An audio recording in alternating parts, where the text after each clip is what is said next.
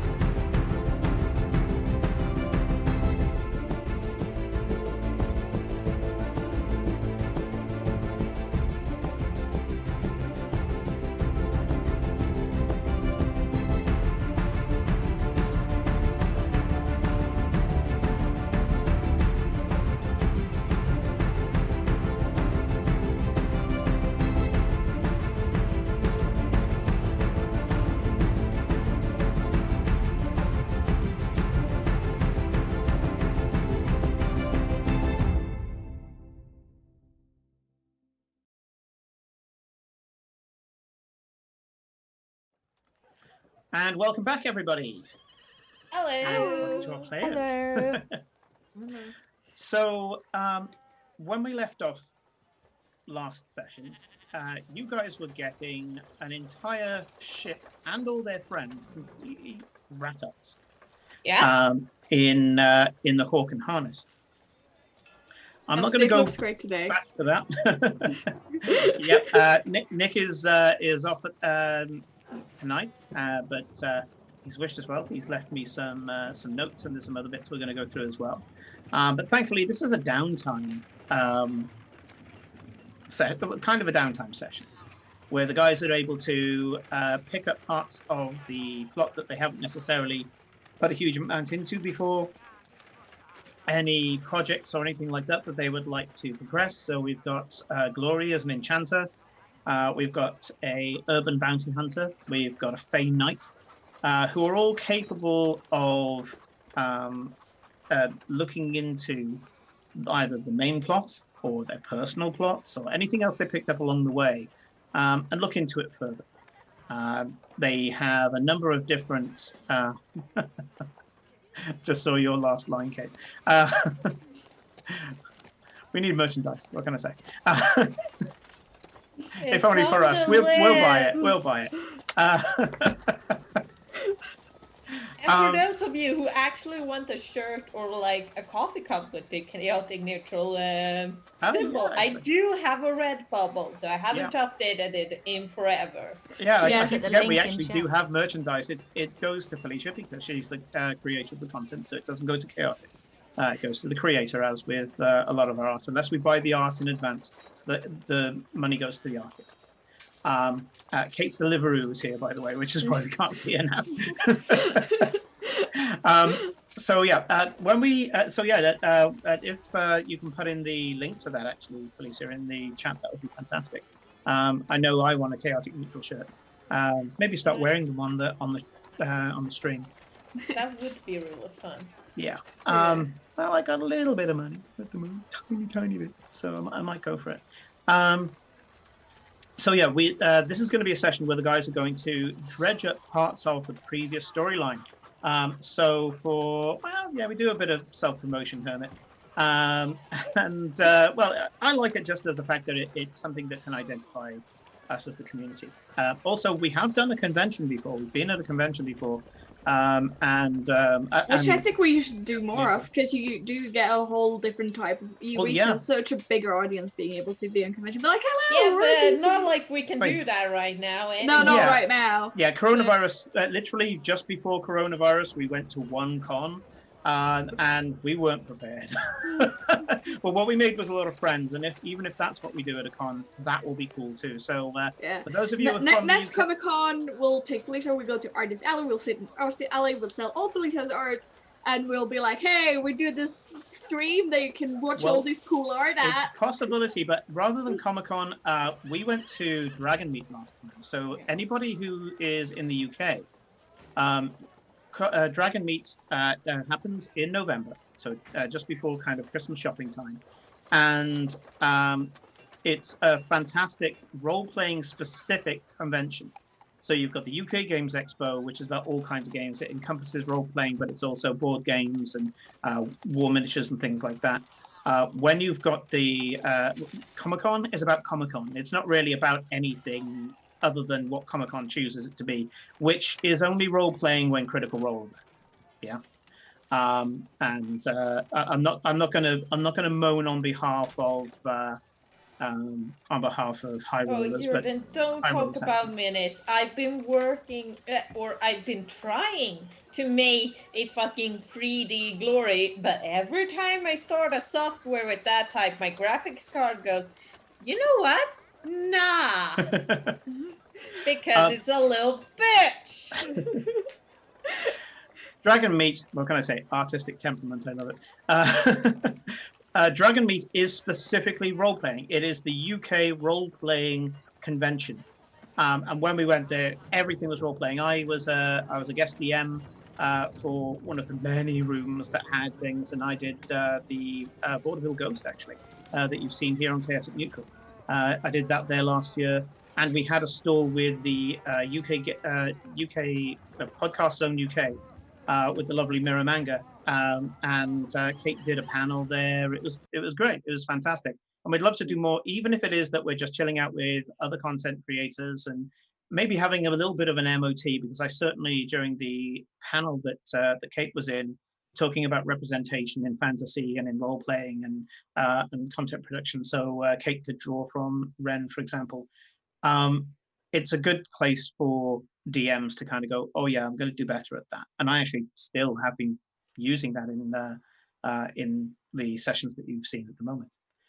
So we could potentially be going there again. And what I'd love to do is get Felicia over and get her art on a stand. So probably not going to happen this year, though. Probably not this year, but we will certainly keep that door open. We certainly haven't closed that door.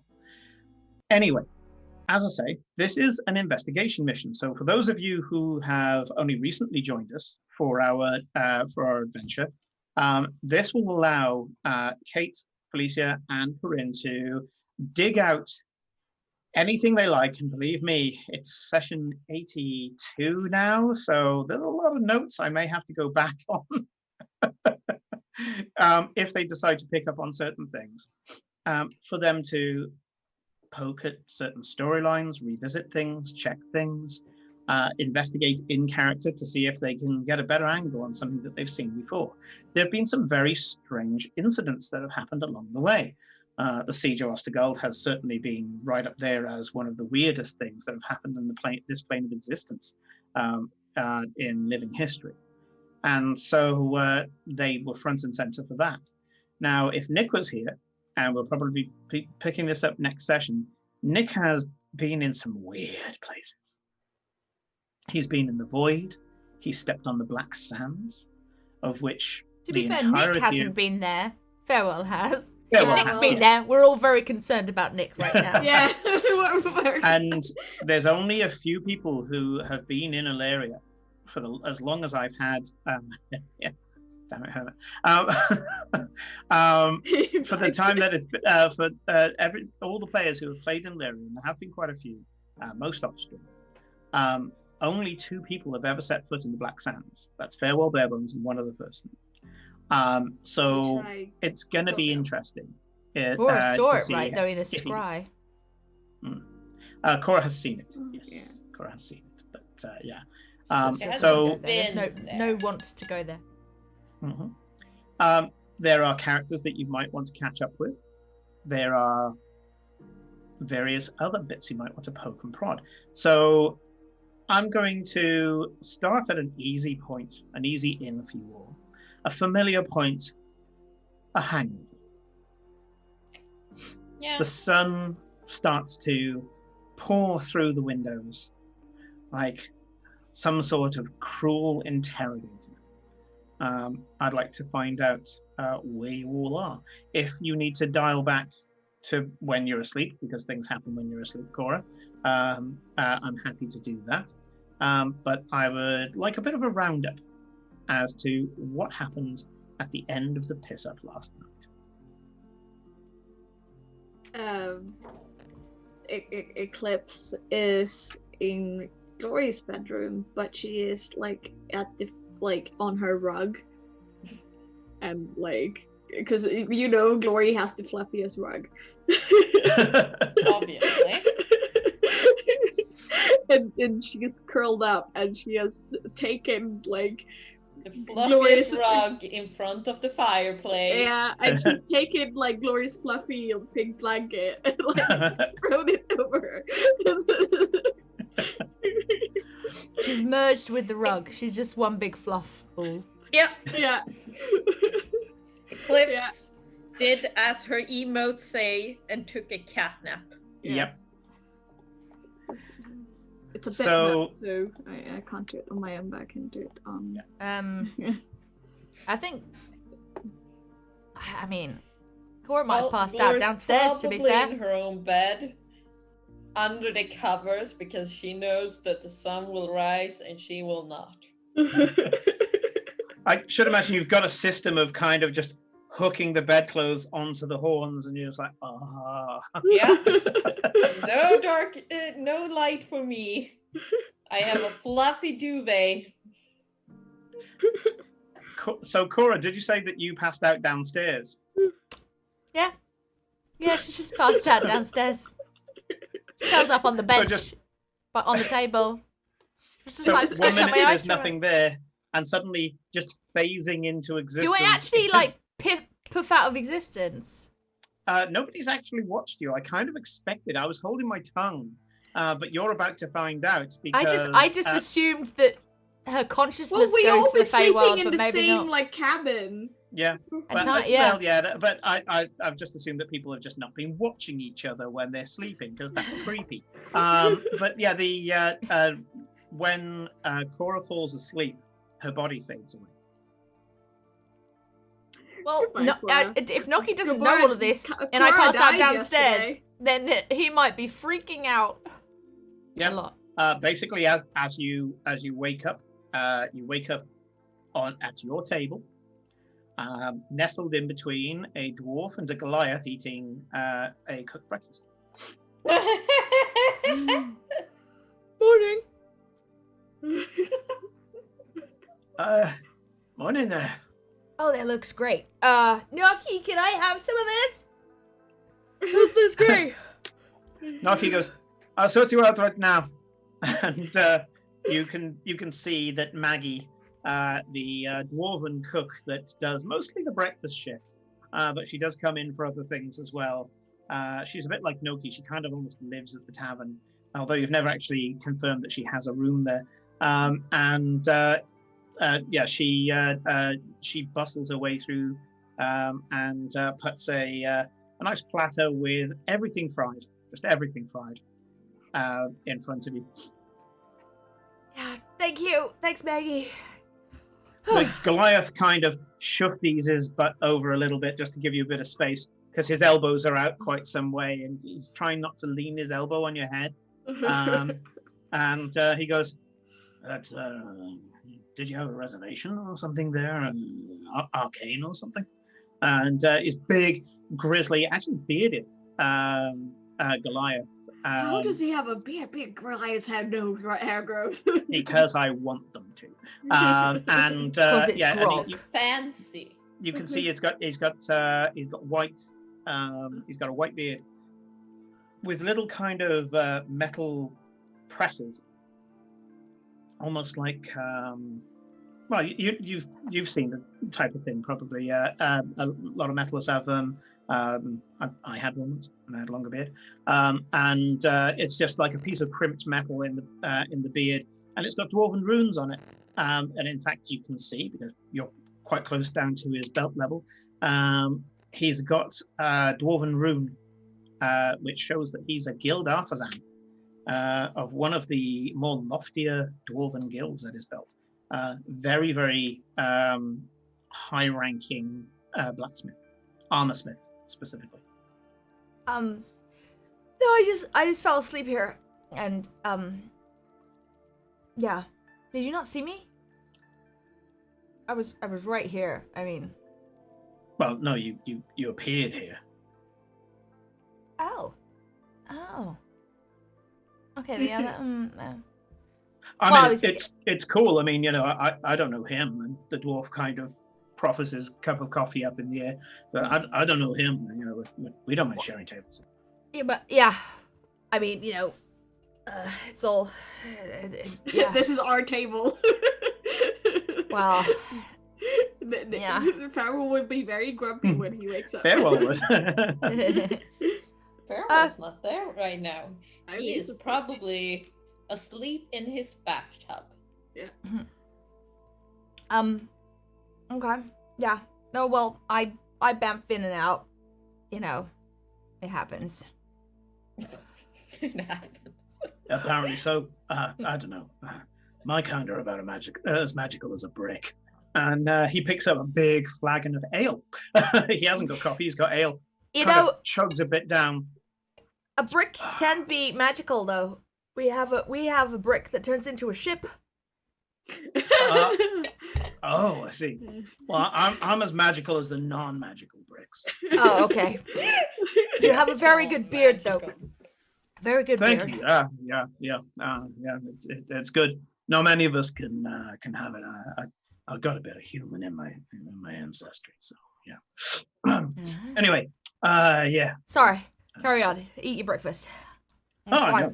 And it spears what seems to be, instead of bacon, like a slab of gammon, and just starts ripping into it. And you can see he's reading the paper.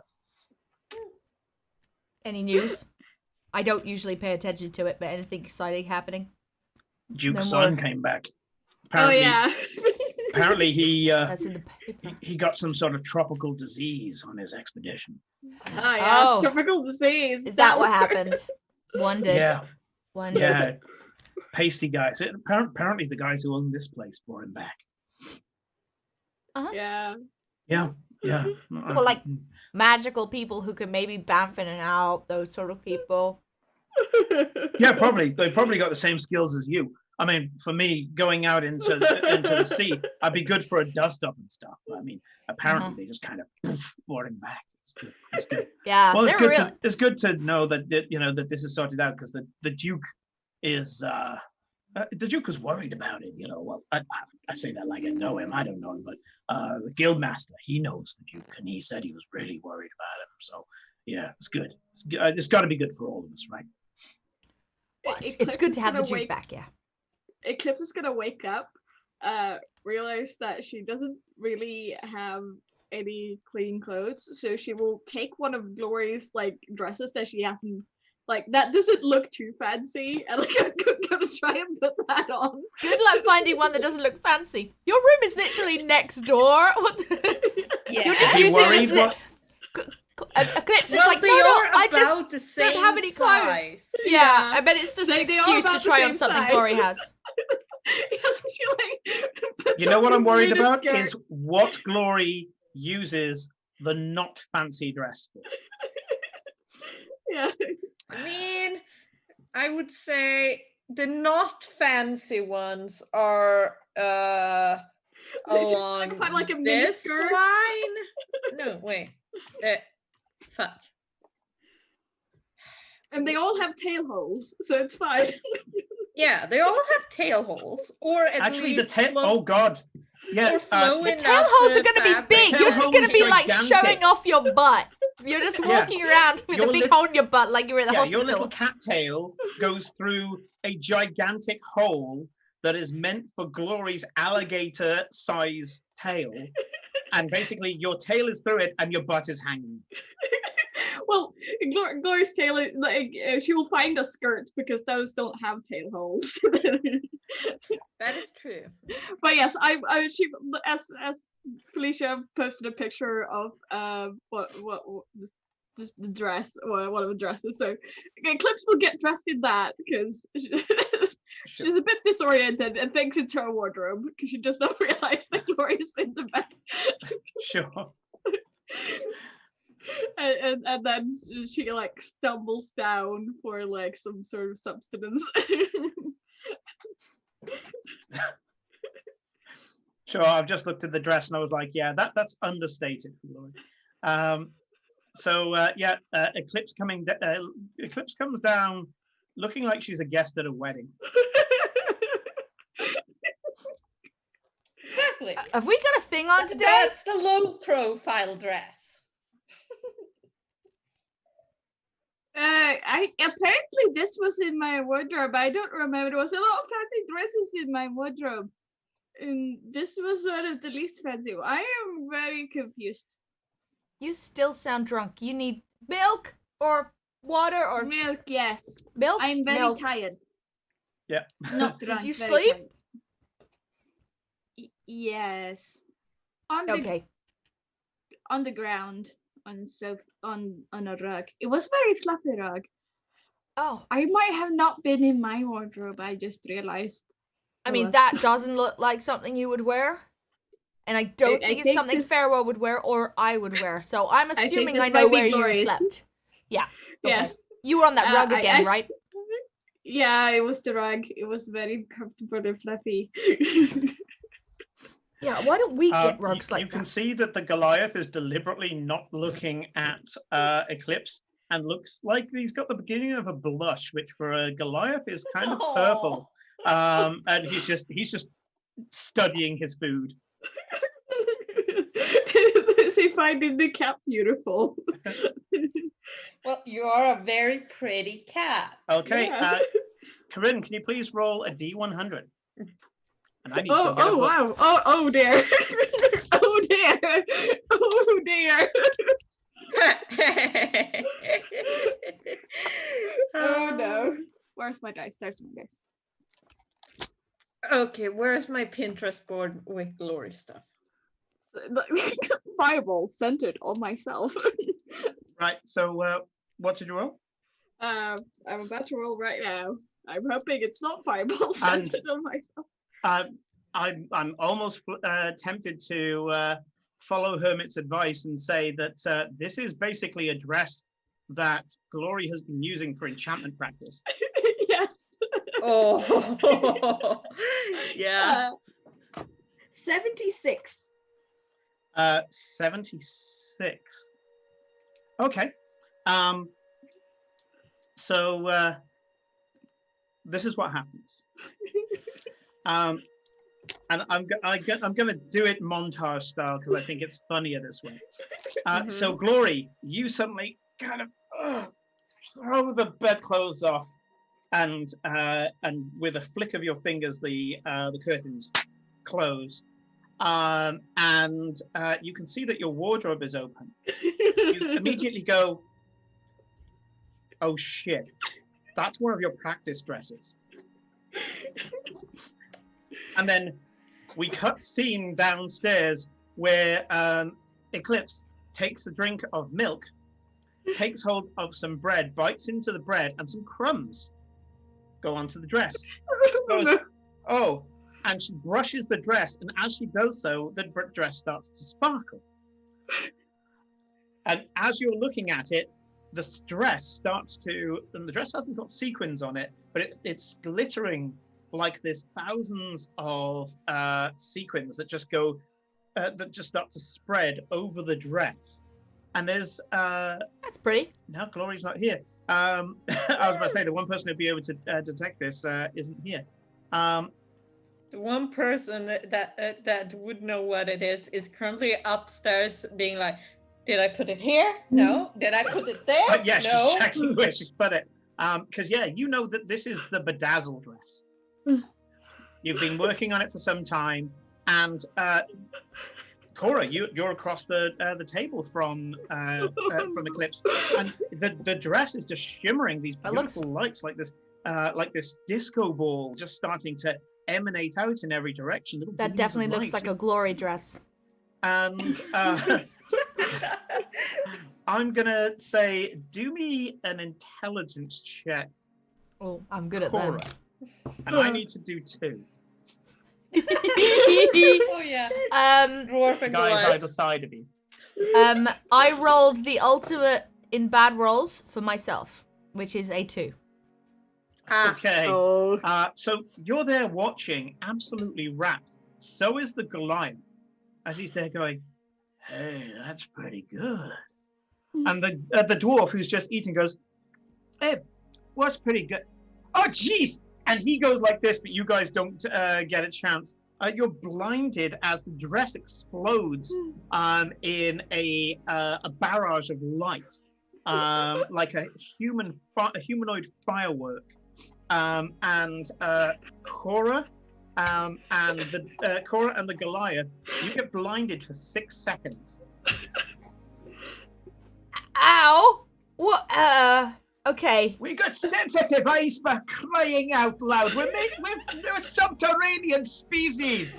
You realize what that would have done to my eyes? I'm not doing this on purpose. I can't even see what you're doing. What the heck? The dress is just shimmering now. It's kind of crackling, and for the next minute, it will just emanate a soft golden light in every direction. It's a very shining dress. Maybe I should go and put this back. Let's Cora. Okay, ask Glory if my eyesight is gonna come back.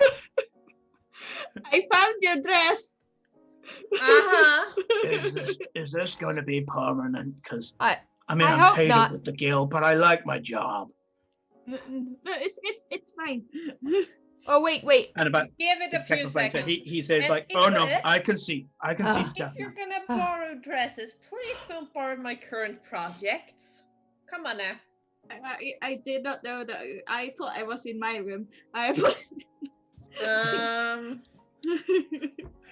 You can hear a resigned sigh behind the bar as telekinetically cleaning a glass. You can see Noki going, "Only in my tavern, only in my tavern."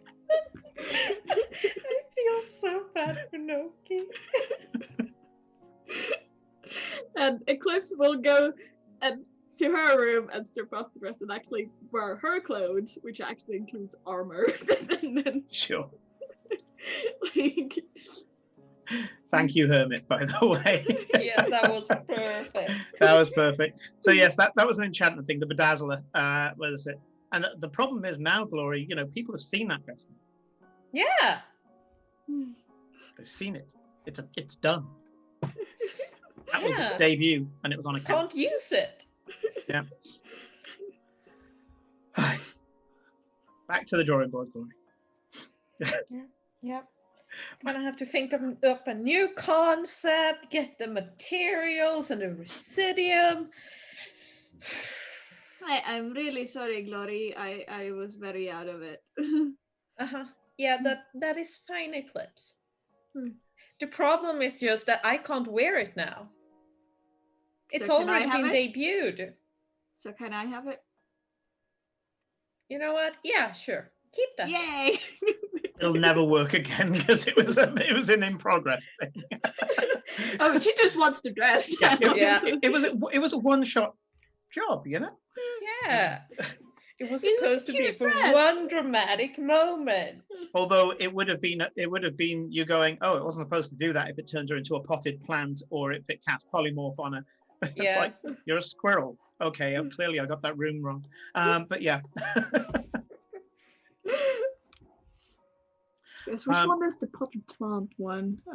Potted plant is 41 to 42. You turn into a potted plant until the start of your next turn. While a plant, you are incapacitated and have vulnerability to all damage. If you drop to 0 hit points, your pot breaks and your form reverts. Yes. So, Noki brings over Glory's usual, as Eclipse and Cora get tucked into their stuff. And Noki comes up, kind of sits down because your table's got like bits where guests could sit because the fucking dwarf is going nowhere. The Goliath's already finished and he's up and left. Noki sits down at the thing and he takes out a small Gandalf type. And with a flick of his fingers, the pipe lights up and then with a wave of his hand, his smoke just whirls in a little whirl so it doesn't affect any of you guys. He goes, Farewell got up quite early. I don't think he drank as much as you guys. Either that or maybe he used restoration song. I think it's a combination of that and sleeping in water helps him because he's made out of water. No one rehydrates like a Wajah Genasi. What can I say? Yeah. So he was up very early this morning. He said he had a few errands to do. Asked me to get a few things for him, confidential, of course. So I'll tell you guys.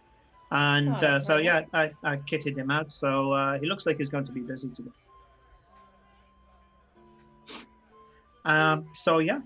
You can see that Noki, he's tired from the night before, but you can see how these beautiful golden orbs for eyes on this beautiful bronze skin. He doesn't show any signs of tiredness, apart from like in the forehead. Yeah, it's just a little bit too much of the wrinkling of the forehead and the whole kind of, maybe a deep sigh every now and again. But the face looks as energetic as ever. He carries on smoking at this pipe, a little blue smoke coming out the pipe. You can see he's kind of just playing with some of the braids from his head, and he says, "So difficult trip. We didn't have a chance to debrief." Yeah, it was interesting. We ended up in Gold Astamount. met with their chancellor, I think he was called. Gave us some spy necklaces. Yes, which Spy were necklaces. quite useful. Yeah, water breathing with some very light divination magic on them. Probably wanted to know what we would use them for. Ah, I see. Okay. Well, either way, they'll be disposed of now, and I'm planning on... I was studying the enchantment on them while we were on our way back, so... Sure. If you have trouble dispelling them, go I was to going to Renata's. make new ones for us that don't have sounds the good. divination. Yeah, Renata should be interested as well. I mean, just tell her in passing, or maybe just send her a note. Even if she doesn't pick it up, one of her grey cloaks will. And he refers to the grey cloaks. Oh yeah, the ones with the very cool invisibility cloak now. Yeah. Yeah. Her crack agents that aren't you, basically. Yeah. And he goes, yeah. You guys have got an open ticket now. You've proved yourself many times over. I've been told I pretty much have a blank check in the city. I have to answer to anything I do with the blank check, but I have a blank check in the city. And the dwarf looks up, bushy eyebrows. He's quite old. I think he's in like a 2nd century or something. The dwarf looks up and kind of nods in a kind of, yeah, I've heard this too, kind of thing, and carries on eating his lunch. That is breakfast. So, who are your friends who are at our table, Cora? The Goliath's gone. It's just the dwarf now. Yeah. Oh. You are... Galdron Greyhound. Golden Greyhound. He says it like as if to say, you don't know my name. And, do I know him? I mean, did I know him? I don't know. Give me a history check. Oh, a history check. That does not sound like a okay, this thing. dice is not playing well with me today. That was a 1 and now a 14. History. That's it, a 14. With a 14, once he says his name, you look down at his belt and see that he's got his maker's mark, along with a bunch of other dwarven runes, and you're like, oh yeah, I've seen that somewhere in the city artisan district. And you know, with a 14, that Greyhelm's one of the 3 great dwarven houses of Meridia, and Greyhelms aren't that common here, but you do know that they're a big deal up in Meridia. Huh. Okay. You're not from here though, right? Born and bred, but no, my clan's not from here. Thought so. Meridia, no, my clan's up at the Crucible with the Black Forges. No. Well, I've heard of your family. You are important. I am glad to be sharing a table with you. Cora. He kind of looks to see if you're being sarcastic, and can't seem to detect any sarcasm, and goes, "Oh, it's okay, lass.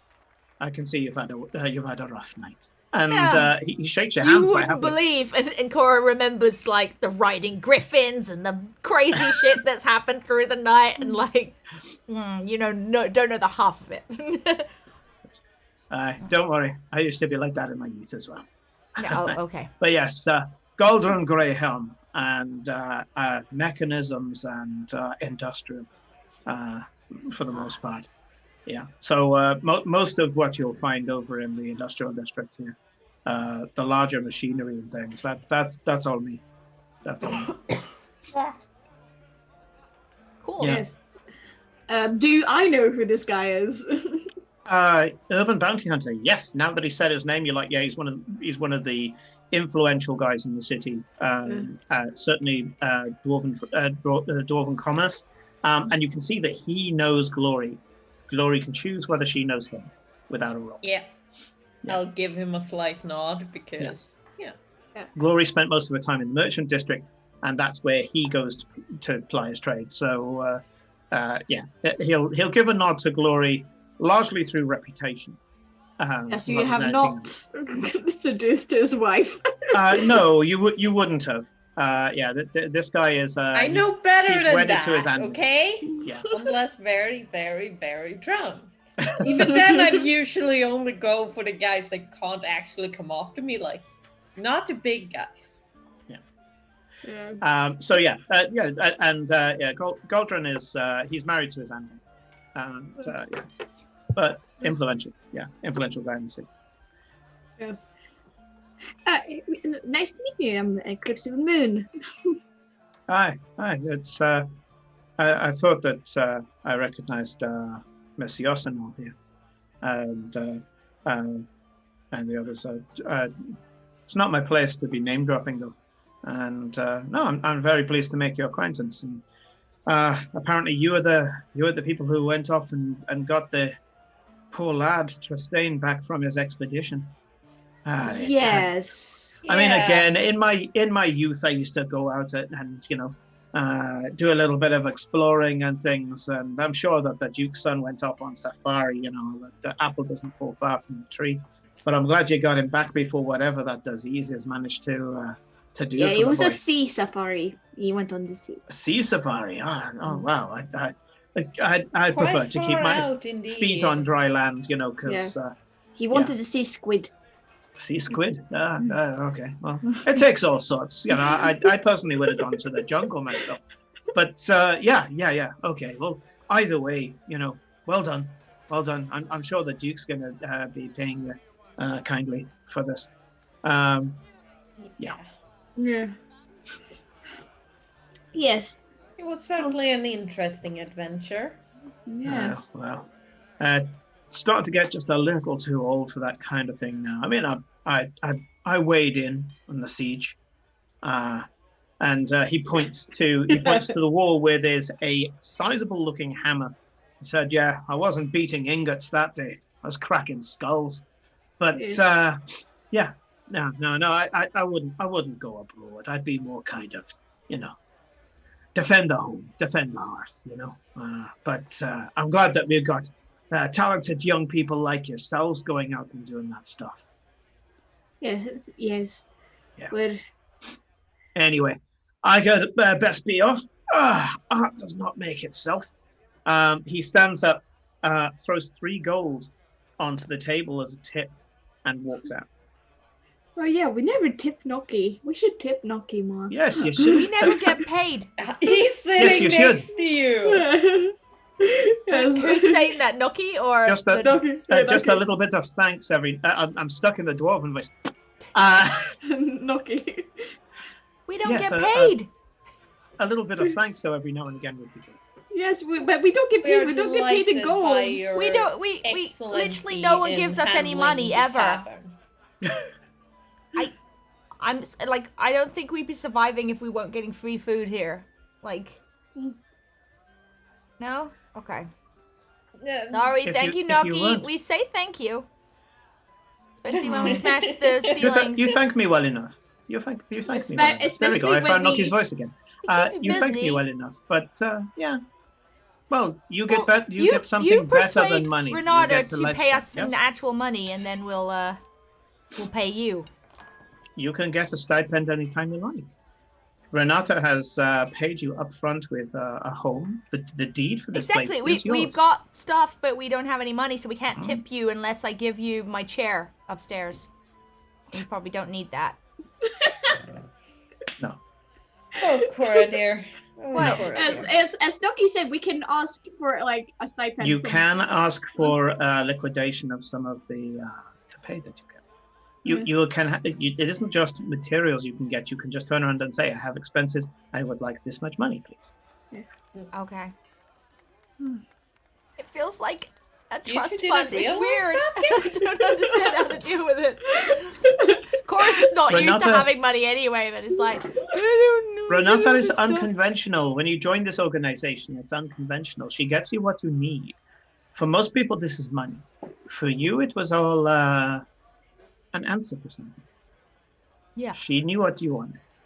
She knew that glory wasn't coming from money. True. I suppose maybe then we should ask her for a certain fee every week. Then at least we can pay tips and buy weird knickknacks and stuff like. And I mean, next time we go off on one of Eclipse's tomb raiding adventures, we can sell off some of the things we pick up. Are you aware I have a 700 gold float that you can just ask for money? No, we should have probably found that out. That's Can the I have thing. some money? Yes, you may. How much would you like?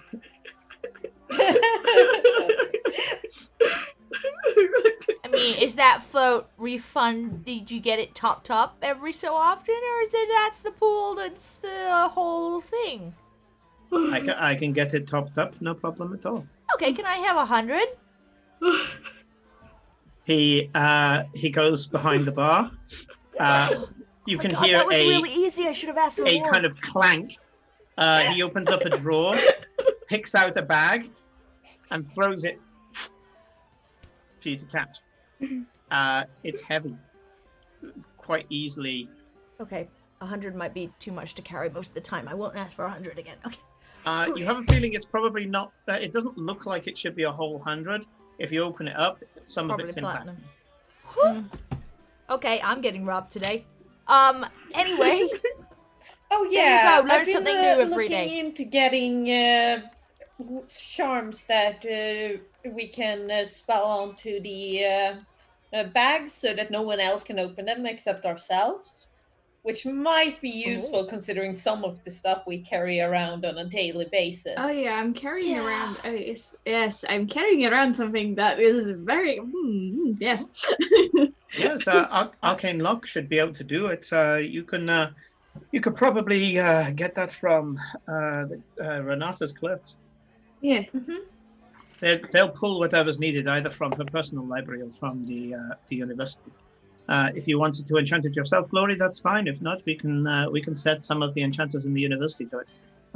It's a good Green challenge. organization. I need something to do. That and I've been I bought a bag last time we were in town. It's just this thought. Like I got it when I saw Cora use the portable hole to trap one of the enemies on the ship. Yeah. That he then got out of. But I've had this habit of turning enemies into smaller creatures recently. And there's this one enchantment I read once when I was a child about a bag that eats things. He goes, a bag that eats things? Yes, you put them in the bag and the bag devours them. Isn't it called bag of the eating devourer? Yes. Hermits, can you do me a favor and type in !D20? This is a luck roll. Turtle. Dun, dun, dun, dun. If you're still there, Hermit. Hermit's there. Hermits. He just wrote. Run away. Yeah, the one did 13. 13. Okay. Noki goes, do you know what that sounds like? Something a student prank. Maybe you should go to the university, see if they have confiscated something like that in their time. Ooh, that does sound like a good idea. The students over there are always doing some weird and wonderful things. You hear stories. Well, I mean, hear stories. What scholar doesn't do some weird and wonderful things during their years? I'm just wondering what they fed to the bag that's prank-like. That feels like fellow students. Yes. More than a prank. Yeah. Pets, familiars, you know. The usual type of pranks. Yes, we'll feed your weird snake and I share a thing look to the bag. No, he goes, have you ever heard the excuse, my baguette, my homework? Mummified tabaxi into a duck, we can stuff it into a bag that eats it. But we didn't. What Does it have to be a bag that specifically only eats ducks, or can it eat anything that you put in? Oh, it eats anything. But it was really amusing to turn this really angry mummified tabaxi into a duck because she was still very angry. We wanted to bring her remains back to the temple, which we did. Which we need to go to the temple as soon as possible, by the way. Yeah, so we should do that. Yeah. We can bamf there and back, right? No? Yeah. It's a quick one. Yes. Unless you want to do it when we're anyways going to Skull right in a few days. Glory can do it here.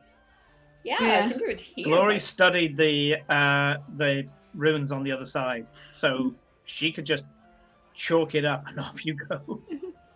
We could just go down. I can literally make the. Can we go there anywhere? Yeah, can we go there? Because those. You remember that stall with the little meatball things? Yes. Yes. Oh, let's go there and have dinner. I mean, lunch. I mean, we just had breakfast. I'm still eating. But but for lunch, let's go there for breakfast. We can go by Renata and ask for those charms for our bags. Yes. As well as the necklaces of water breathing that we were talking about. And then we can bamp over there, take care of the temple, and go to dinner. Have some food. Yes. Oh my gosh. Now we can go there whenever we want food. Oh God, I love this now. Yep. You guys can just go out for a Nerukan anytime you want now. Yeah. I do like nothing like teleporting halfway across the world. Yep. For dinner. I mean, it's like getting takeout. We're just going to the place instead. I mean, everyone would do it if they could. They'd be like, do you remember that lovely place in the south of France? Let's go there for dinner. Oh, yeah, I know. I live too far away from the Jamaican restaurant in Oxford. If I could just snap my fingers and be in Jamaica, I would absolutely do that. Yeah. Absolutely. Yes. Cora, yes, we will have second Cora will have second breakfast, which is just a bunch of cookies. She gets them from the what was her called, Mary, the cook. Just like gives her a bag every time she goes out. Maggie, yeah. Maggie does cookies. Goodie bag. Maggie is like the ultimate grandmother. Is how I wrote her. So yeah, she does cookies. Yeah. Mm-hmm. Some of them are a bit kind of hearty because some of them are made with dwarf dough, but yeah, it's yeah. I don't think Cora discriminates between cookies. No, they all have their own little place. She'll eat any of them. They all have their own little place in her stomach. Noki turns and says, "Well, it sounds like you've got an interesting day. I'm waiting for a meat delivery." I mean, that's interesting too because you have to wait for it, and then it comes and it's like, woo. And then I get to cook, yes. And he stands up with a smile, kind of saying, they don't quite get it, but yeah, that's fine. For him, it is Cora a good realizes thing, it's not cooking, an inch. Right, yeah, okay. Cora's thinking it has a really boring day, but like, yay. Cora just realized that every time she finds a new place that serves good food, she could theoretically get Glory to teleport her there any time. Yeah. 10 out of 10 conversation skills there, Cora. Yes, Robert. Indeed. So, you guys finish First, up with Renata, your breakfast.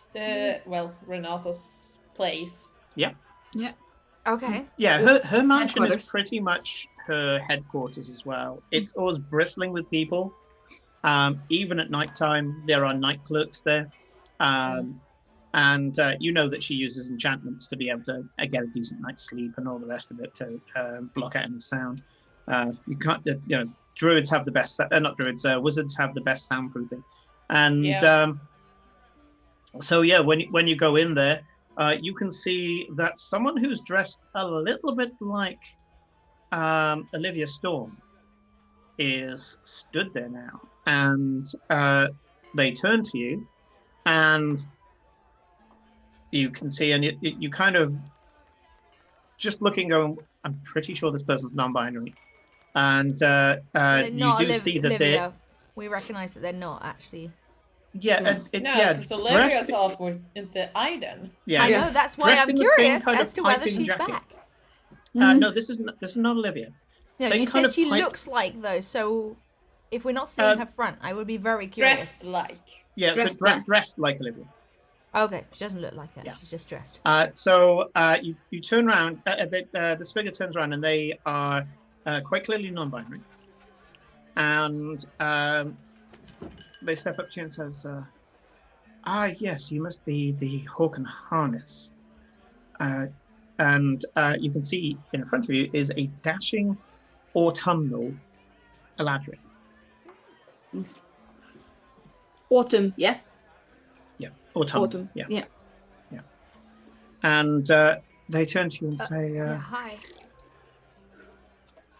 Cos Amberglade, what can I do Pleasure for you to meet you. Glor Teskakoto. These are my friends, Cora Josnal and the Eclipse of the Moon. Yes, Ambassador Teskakoto, of course. And Sakura as well. Please, how can I help you today? Oh, we're after the... we recently...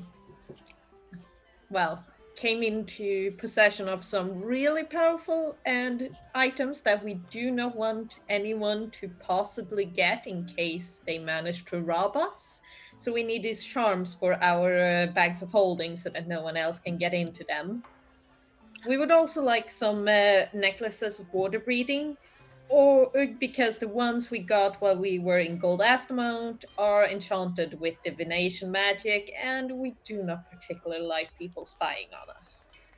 A most prudent measure, Miss Teskakoto. Or do you prefer Ambassador? It doesn't matter which. Of course. Very well then. As for the charms for your bag, we could probably get some of our scribes to do it within maybe 2 or 3 hours.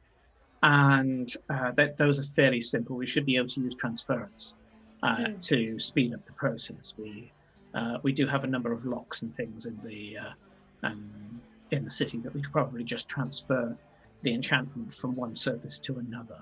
That would take a few hours rather than the days it would take to weave the glyphs by hand. So yes, we could do that for you. And as for the spy necklaces, we can have those destroyed if you wish. Yes, and Glory will pick them out of her bag and hand them over. We may try to see if we can reverse the enchantment on this and see if we can peek at the would-be peekers and send some stern letters about looking into our organization. Yes, very good idea. Kos, by the way, is spelled Khos. It's not a super common name, but you have heard it in the city before. Okay. And it tends to be a gender-neutral name, as in used by male and female, and other genders equally. Yes, but as in, are you from the Feywild? Myself, no. I am a Meridian originally. I was recruited, headhunted by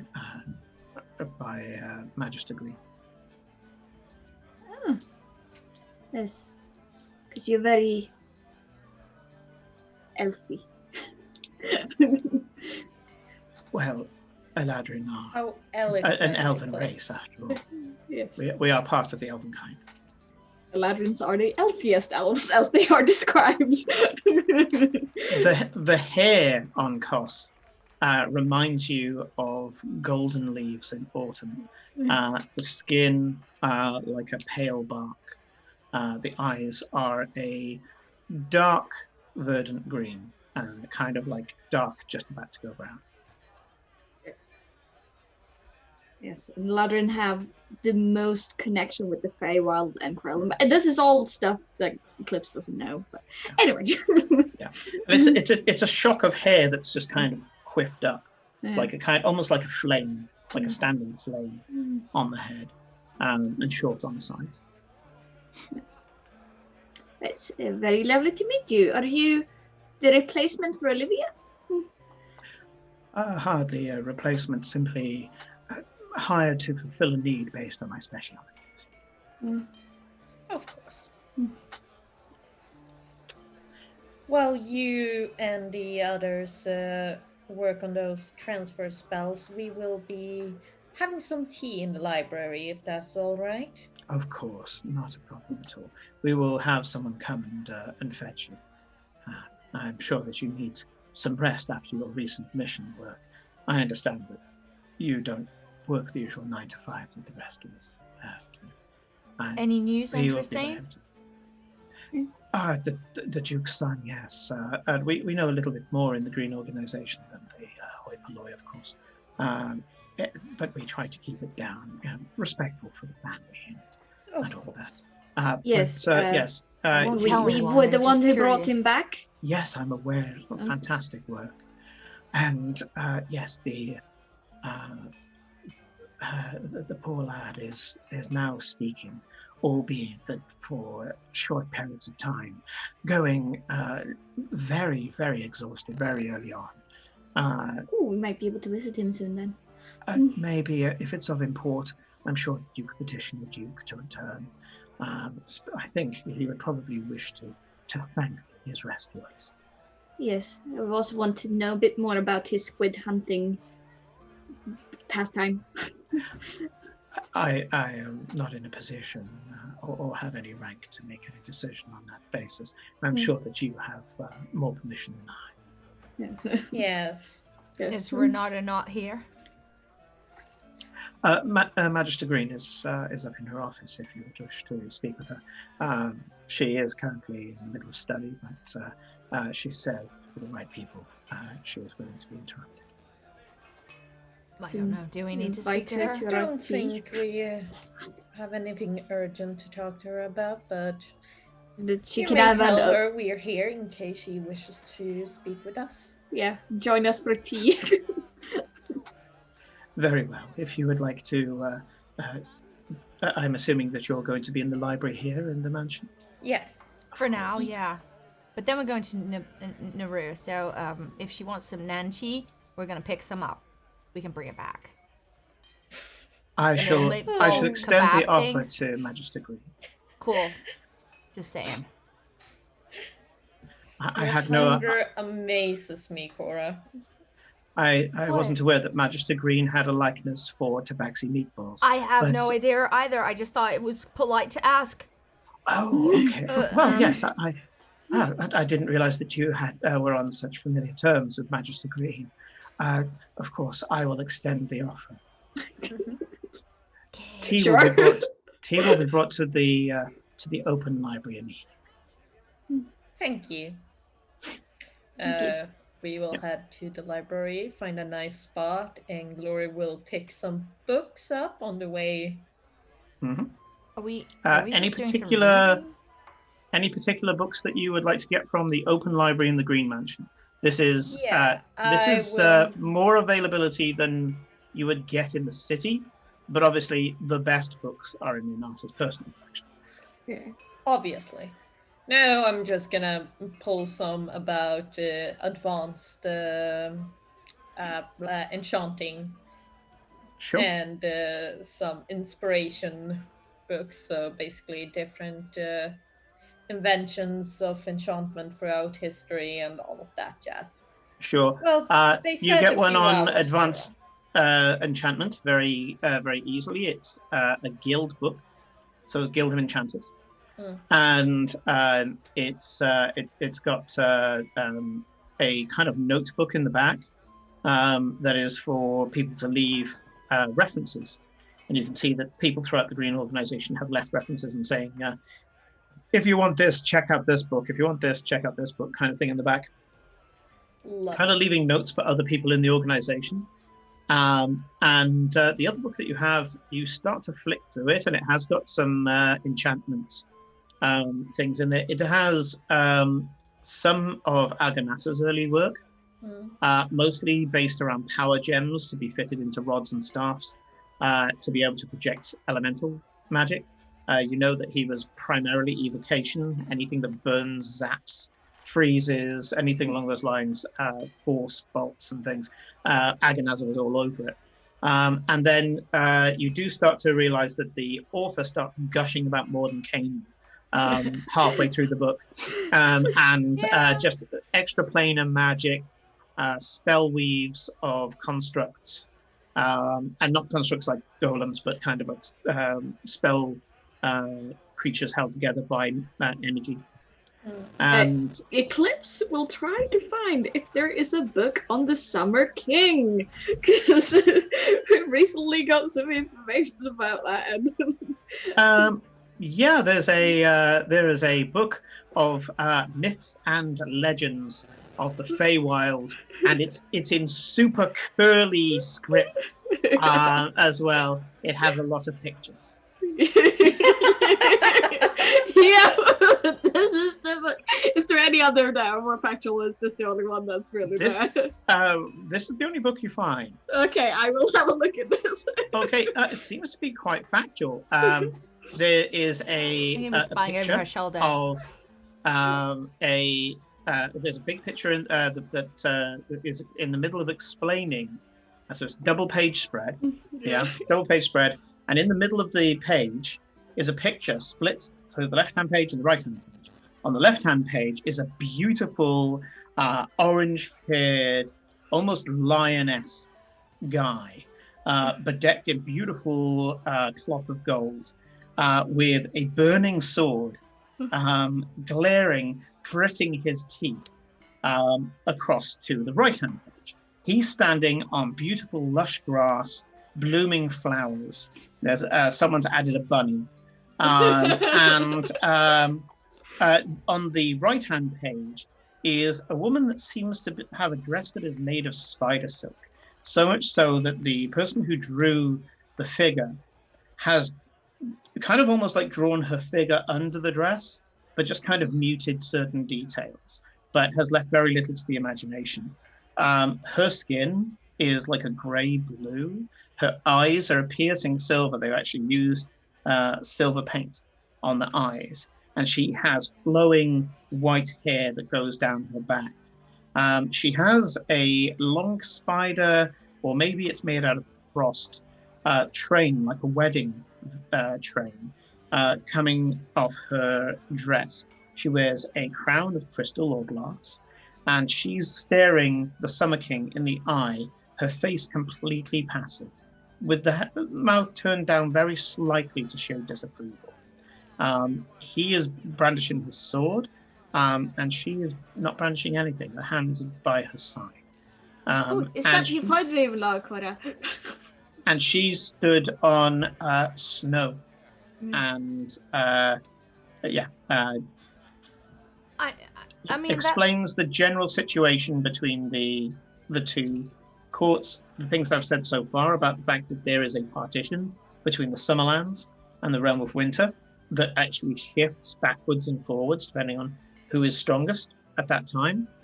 You have a feeling there are the text explains that they are stood talking to each other over that divide, and that neither may pass into the other unless, of course, they're going for the final battle, which is effectively Armageddon. Yeah, I mean that picture, that looks relatively accurate. So maybe, I don't know, I've not seen her at all, but they definitely don't seem to like each other. So that's not Nora's mum.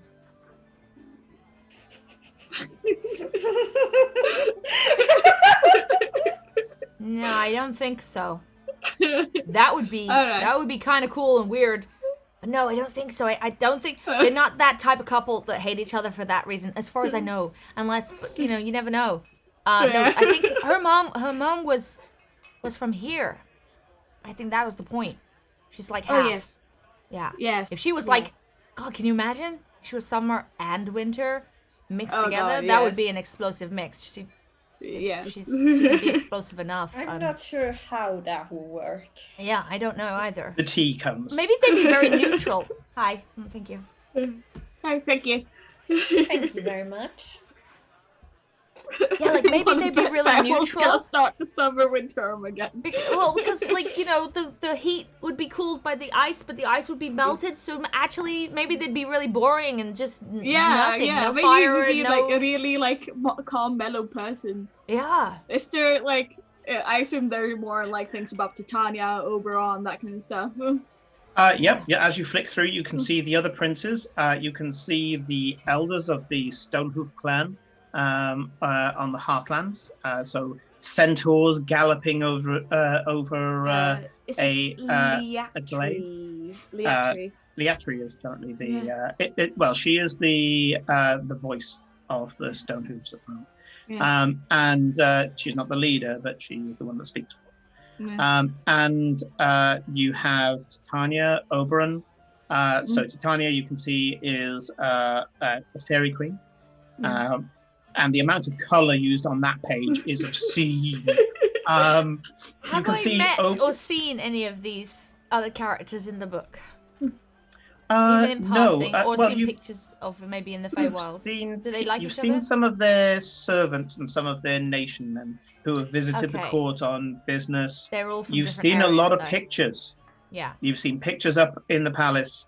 And when you see the picture of Oberon, it's kind of ridiculous. The person who drew Oberon has made him kind of like huge and fierce, giant fucking antlers and all the rest of it. The guy's gone OTT. You've seen a portrait of Oberon that you believe was done by somebody who's actually met the guy. And yes, he's got antlers. He's got the shaggy hair, the shaggy beard, the tendency to be topless. And then he has the hairy legs and the hooves, and these huge bristling arms with kind of claws on the ends of his hands. Very bestial. But this one has kind of had he's kind of drawn Oberon naked and slavering and almost kind of not in any way sophisticated. The portrait you saw was sophisticated, and he was wearing, I guess, what is the leather version of a kilt. Huh. Let's say that's meant to be Oberon. Yeah. Yeah. So this Titania, like Queen of the Fairies, have you met her, Awen? And Awen turns around and says, well, she's the Queen of the Fairies, but I'm a sprite. Yeah. And also, it's kind of like if somebody was a queen of the Naru, you are living here, you wouldn't necessarily have spent much time with her or known much about her because you were from here. Yes, true. Well, we just met Kos, who's an Eladrin, but probably has never visited the Feywild. It's that kind of thing. Yes. Yeah. I just know the fairies are, because you're familiar, that there might be some kind of difference there, so that's why I asked. Well, I took the bond. Yes, I didn't have to. I chose to, but that's because it powers me, and well, I like Cora. Oh, yeah, that's cool. I like you too. And I can't die whilst I'm with Cora. And that's cool too. Yeah. So good reasons. It is a very good reason to stay. Yeah. Yes. But I'm sure Athena agrees. What? Like, I'm sure Athena agrees. My familiar, who's probably clawing her my owl. head. Yeah. He does. Why does he not sit in the shoulder? Visage of a cat right on with the an head owl there. on its head is probably. It's an interesting look. Did you have them when we last went? You can show Mom and Dad your new owl. I don't think you showed off Athena last time. Did we have Athena last time? I can't remember. Awen says, I don't think you introduced me, but you didn't introduce. Yeah, I don't know whether we had. No. Anyways. No, and we haven't met your dad anyway. Not your dad, but your. No, we're talking about your dad. Oh, my dad. Oh, yes. Yeah, I did. Athena, I don't think you had. We had Athena. I think I have her, but I didn't have her out at that point. Oh. Yeah, because she died in the institute. Oh. Well, her she flew off. Destroyed. Yeah. Awen jumps down from Cora's shoulder, goes up to the small plate of biscuits that have been provided, pulls off a tiny little chunk, and then walks over to Cora's waist, where there's a tiny little gourd. I was going to do that. Yeah. Thanks. I wanted to do it. And she pokes her head and goes, "Tuck," and just climbs in. There's a little scrumping sound as the mouse starts crunching away on some biscuit.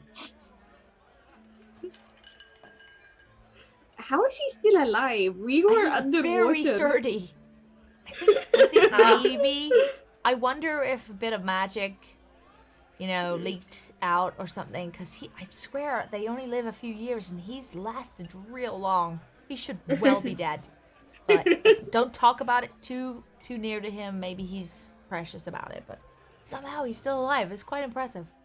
In an annoyed Tinkerbell moment, you watch as Eowyn's head pops out into Tuck's house and goes, shh. I was trying to be quiet. Sorry. You're all giants to us. Okay. A whisper still shakes the house. I'm sorry. My whole belly moves when I talk. I can't. Okay. Exactly. You can't keep anything from us. He can't speak English though, right? He can't speak common. You don't know that. Maybe you speak mouse. What's You don't English? What's this English you speak of? It's a dialect in Elven. It's weird. It's a weird one though. I haven't quite mastered it yet. You're not even pronouncing it right. It's English. Yeah, English. English. English. Okay, see, I can't. Yeah. I can't. Yep. I magically learn the other ones. I can't learn them normally. It's too weird. Yeah. So I can't drink my tea anymore. Ooh, Fly went in. This looks pretty cool. It says here that there's a ring that makes you heal small wounds every few minutes. I mean, why would you give yourself small wounds every few minutes? Oh no, more like it causes things to regrow, including missing like a body slow parts healing. if given enough time. Oh, Oh. cool. We should look to find a ring like that then. Always useful. Give it to Farewell. Maybe he won't die. Sounds complicated. Again. It's not as fun when he's not here to hear that. Yeah. Actually. Yeah. an unctuous sound at your neck, Glory goes, yes, the ring of regeneration. I must have for those who would seek power and enemies. The two go hand in hand. Eclipse is while this thing is creepily talking to Glory, Eclipse is pointing out like some ridiculous features that is on Oberon, like the size of his pecs or something. It's like it definitely there's slightly. I mean, I only saw a picture, so I don't know, but he's not even. It's not even like it would need to be... It's not even like proportional. I don't know how much they Cora's adhere to that. grab a pencil and start trying to adjust the picture on the book. Like not even really thinking about it. It's like no, because it's like this and then thing, and the hair is slightly longer like that. And it's like she's not a good drawer either. So it's like defacing this library book. Yeah, I mean, the portrait that you've seen, Cora, you could probably place as Kate as like a noble pro wrestler is what he normally looks like, with a few animalistic parts. This one is like a slavering beast that's just rough in human shape. Yeah, he seems much nicer than this. This makes him very bestial, and he's, like you'd be surprised that the picture I've seen. He and looks he's much with nicer. The glitter rainbow fairy queen, and they are supposed to be married, but they hate each other. Who? Or The Ice Queen? No, they're not married. Titania and Oberon are married, but they hate each other. I mean, I've heard that about marriages. So Yeah. I think that's quite... I've seen that in There you go. marriages. Never get married. Just... Yeah. Nope. Oh, And- Get Well, married, it something works changes. Well, weren't you married for like? Are you not married to Enola, or is that not a thing? Or No. I mean, we exchanged rings and various things, but no, we're not actually married. You I don't think exchanged we're... rings. I'm her knight. I'm That her does not heart mean scarred. you I'm can't not... marry her. I think it would Of be... course you can. And besides, This is wonderful. The fact that you're not yet married means that I can design your wedding dress. Oh dear. Yeah, we're never getting married, honestly. You do hear a little giggle at your hip, and then the munching of cookies. I kind of like, I give a little tap to it, but like that's probably quite a jolt. Like, or maybe I just tap my belly or something. Yeah, just that.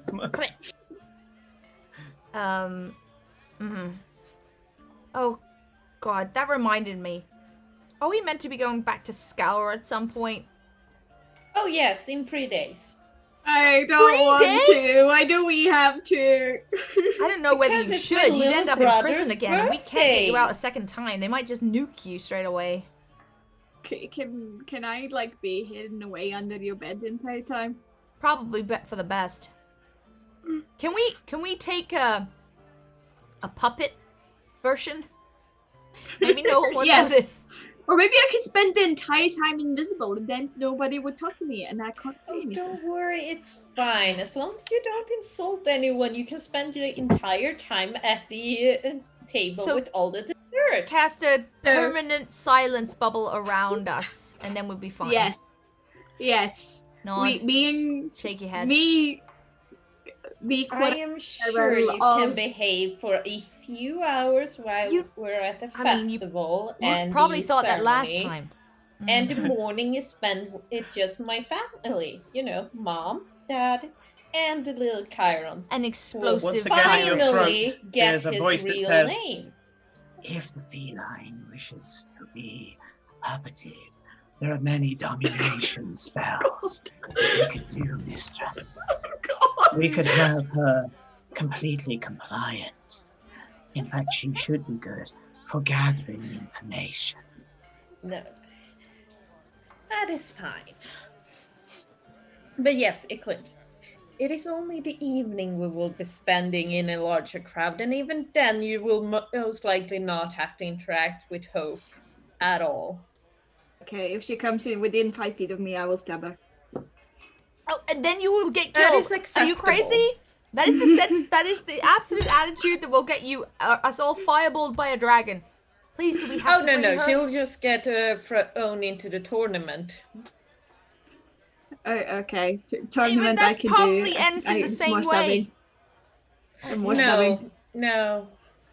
I'm smiling because I know what tournament Felicia's on about. Because like, oh yeah, tournament I can do. I can stab things there. It'll be fine. I've already commissioned all your dresses. Your clothes. They arrived last week. You will all be wearing these suits, and can I wear my armor because of how we presented you guys last time, we will do the same this time. So, Farewell is an ambassador of the Raven Queen. And Cora is a knight of the Feywild, because that brings more, that gives you more protections, to say the least. And Eclipse is Eclipse. Yay! She is the heart of Juradan. I am the heart of Juradan. Can I talk to people about the heart of Juradan? No. Yeah, probably. Then I would say the wrong thing. I can only talk about dragons. Yes, I will only talk to people about the heart of Juradan. I promise. That is fine. Are we? Is there a limit on trying to get festivities, lots of dancing, the ceremony where Chiron would get his name and his destiny. It's all really, really wonderful. What if you get like a name like, Floor Sweeper? Yeah, Floor Sweeper. Is that his destiny? Grandfather isn't that cruel. So grandfather but then just again, we it? have a cousin Envy and cousin Penitence. Mm-hmm. Wow. Yeah. Yeah. Yeah. What if he gets a bad name? Oh, I'm sure he won't. He's my little brother. Yes. And besides, we are our mother's children. I'm sure his name is going to be like Boomer or something because he likes blowing things up. He does a lot. Eowyn flies out of Tuck's house and settles on a teacup on the edge and goes, been wondering about that, Glory. Does anyone get like?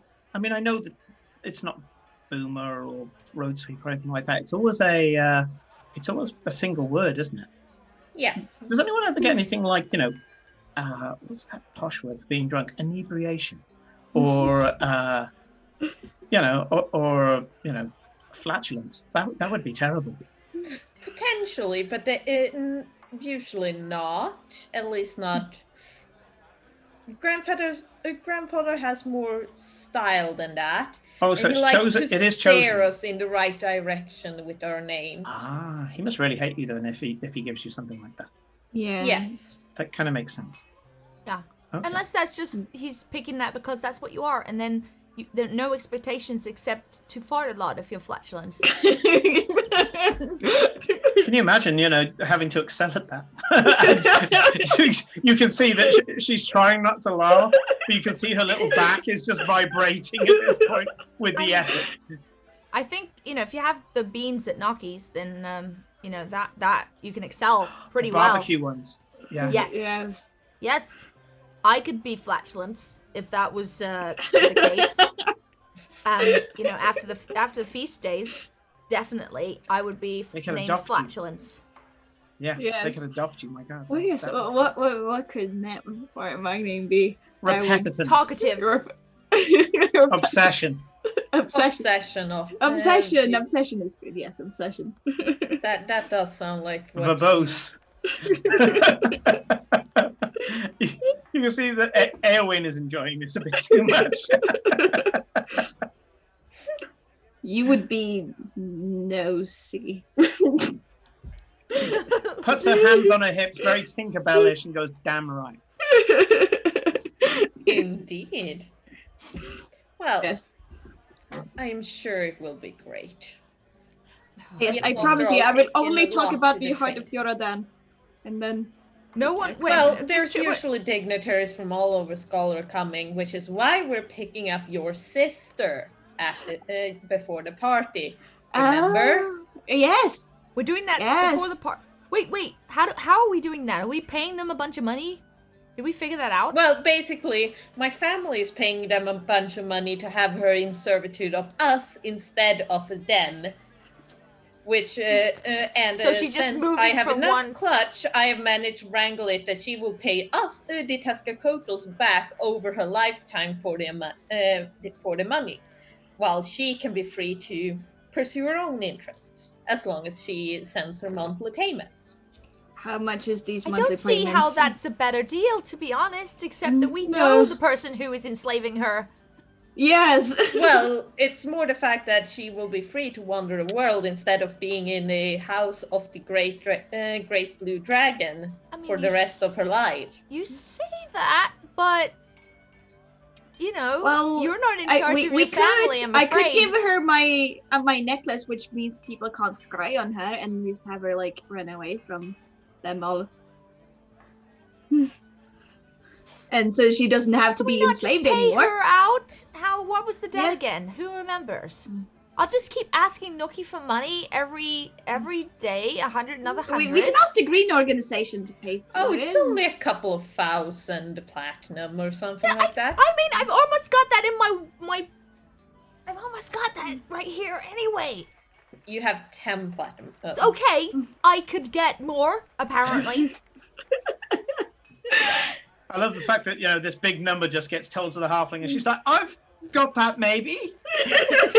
I know numbers. I've heard of numbers Glory, like how that do you before. not see that this is incredibly corrupt and is slavery? Because how much is she expected to pay? Because sometimes we not be able to pay that. What are you going to do then? Kill her? It was just she was on a boat at the wrong time, wrong place, wasn't it? Besides, that seems so crazy. Yeah. And I'm telling you, it's fine. She'll be written under my name. And I don't like it. The rest of my family, it's fine. I know you, Eclipse. Eclipse, we need to team up and get some money and buy her out. And then maybe she can go and look after the trading post or something. Or just, I don't even know. I don't like the idea of being enslaved to any dragon society. Or any society. Bad. To remind you, Felicia, you've already arranged for this to happen. Yeah. And they agreed to it when we were at Eclipse's parent last time. Your family has already sorted it, and she is waiting for you in Skala. Yeah. So, Besides, as I told you, everything has I don't already like been it. arranged as we agreed with your parents. you don't have to Eclipse. like it. That's just what happened. Yes. It's good that she's not like enslaved by the blue dragon, but it's still not good that she's like how I thought you said it could be paid back in a couple of years. I'm pretty sure you said not like a lifetime. Well, as I said, depending on how much she earns from her trade, she can pay it back faster or slower. And with the help of your parents and yourself, I'm sure it can be done in a decade or two. You said 2 years. No, I Lori. didn't. Yes. You said a couple of years. You did not say a lifetime or a decade. A decade is probably sometimes a lifetime, especially if you're working to pay off a debt. That's gonna kill you pretty quick. Is that at the door to the library, and you can see that Renata Green, who is currently dressed very slightly different to her usual wizard's robes. She's wearing kind of like a toga-ish top and kind of harem trousers, kind of loose fit trousers, kind of swishy. And she's wearing what's kind of like velvet slippers. And you can see she's got a cup of tea of her own in her hand. She says, apparently there's an offer for meatballs. Yes, we are going to... and I completely lost the name of Eclipse. Neruka. Neruka, yes. Yeah, Neruka in later. Ostran. We're going to Neruka to drop off the artifact, and yes. I see. apparently Cora thought to invite you for Nerukan meatballs. I thought we could just bring some back. I mean, you can come if you really want to, or everyone needs a break. Everyone do that sort of. Do you want to go to Neruka? You can see that she looks a bit haggard. It looks like she hasn't slept in a while, and she puts her teacup down on the saucer. Perception checks. Oh Perceptions, dear, or we don't just- have our perception person with us. Yeah, sucks, don't it?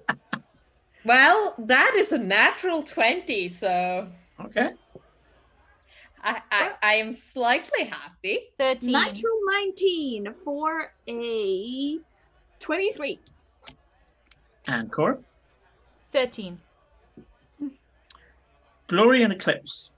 It's only a small thing, but you notice that as the teacup goes onto the saucer, there's a very slight shake of the hand. Some infirmity. What do you say, Simon? Well, There's a very slight shake of the hand as she brings the yeah, shake of the hand. Shake of the hand. Okay. seems like some kind of weakness or infirmity, and she says, I would love some. Yeah, you look tired. You should just come and have a holiday. Yeah, have a holiday. The I precious mean, like an afternoon at the market. The market's kind of cool. Yeah. Have you been to Neruka? I mean, you've probably been everywhere, but have you been to Neruka in the last century? Now there's an assumption. I think I've been to Neruka in the last 40 years or so, but mostly the temple.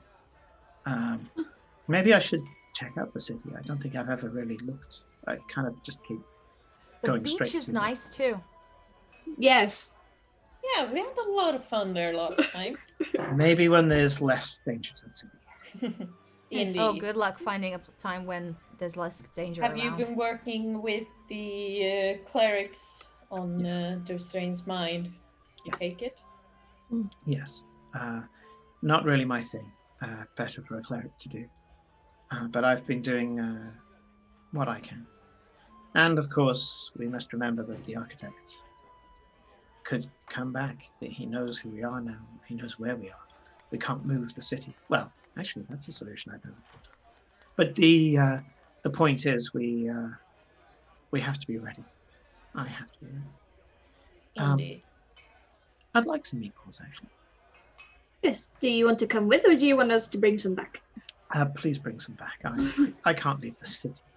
Yeah, Too much. we can do that. too much. And she kind of gives you a nod and says, "Ladies," and goes. I was just before she leaves. I was just.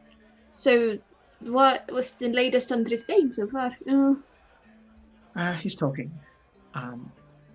Not always making sense. He recognizes his father, recognizes me, recognizes a few other people, mostly household staff, people he's known for years.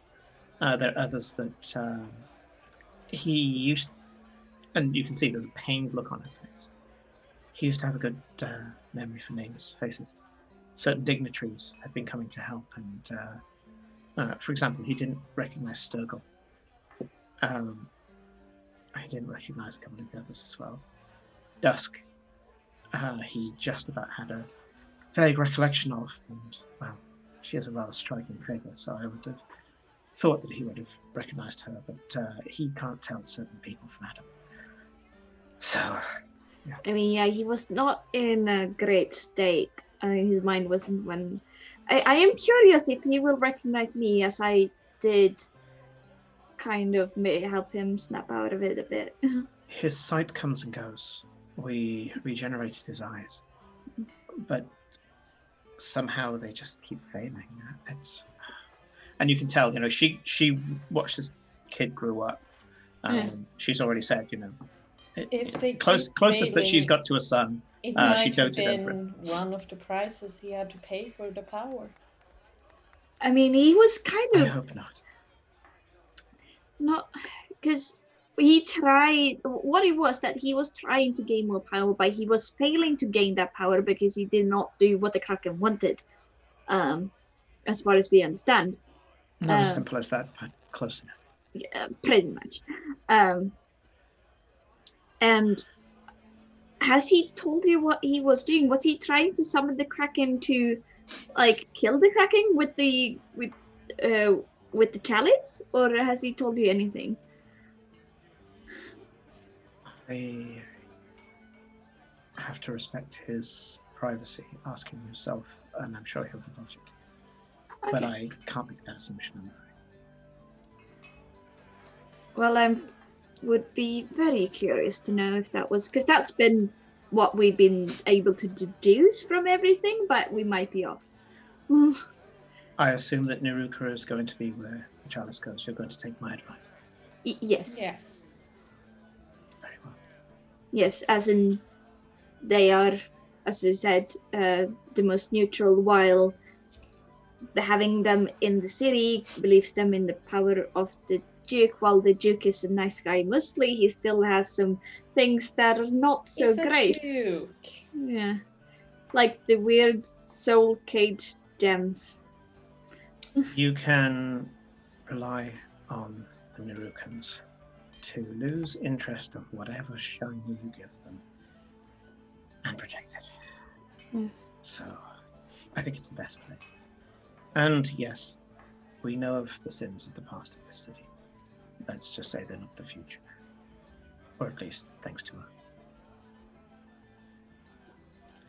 us. You're muted, Kate. I was saying you're very quiet when you go and do Renata. You go very, very quiet. So just a bit more projection, even when you're doing the whispery voice. Soft voice for going. Male voices. Something, yeah, just a little more. Sorry, I'm usually a very loud person, and my microphone, instead of being, that away, is actually at whole arm's distance away. Right. So yeah, when I do the soft stuff, maybe I need to bring it down closer. There we go. I just need to make sure I don't tap the desk, because then you guys will. Wait, now you're quite loud, but yeah. Now see, that's me. Exactly. So yes, we are 20 to 10 if you guys would like to take a break. And then after that, unless you're going to be continuing with tea in the library, you can go and move on to Neruka poke and prod get our the rest bags. of the story. Okay. Yeah.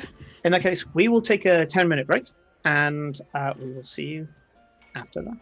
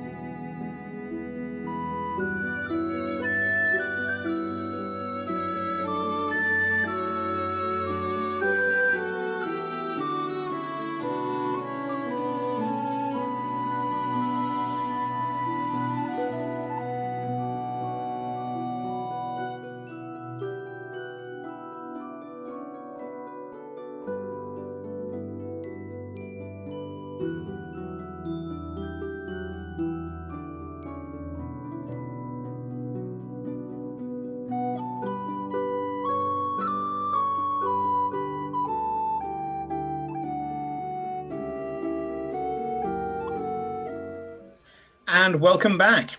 When we left off, the girls of the Hawk and Harness were living life, drinking tea in a mansion, in a library, talking about ethics and setting the world to rights. Yes. What are you gonna do on a Friday night? Yeah. Now that you've taken the takeout order for Renata Green of Yes. Nerukan meatballs, which I now have to remember are canon and have to put in the world guide. Oh yeah, and I named them, but I completely forgot what I called them. Nakuru or something. Tabaxi meatballs? Neruka meatballs? I don't know. Anyway, it doesn't really I matter. think you said something along the line of Nando's, but I know that's not it.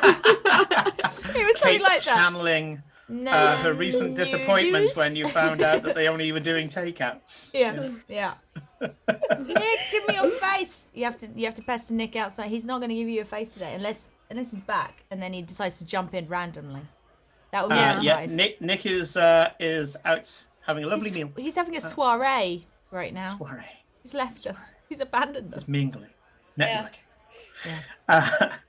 He's not here. You only got us, mate. Yeah, you got us lot. We're stuck here.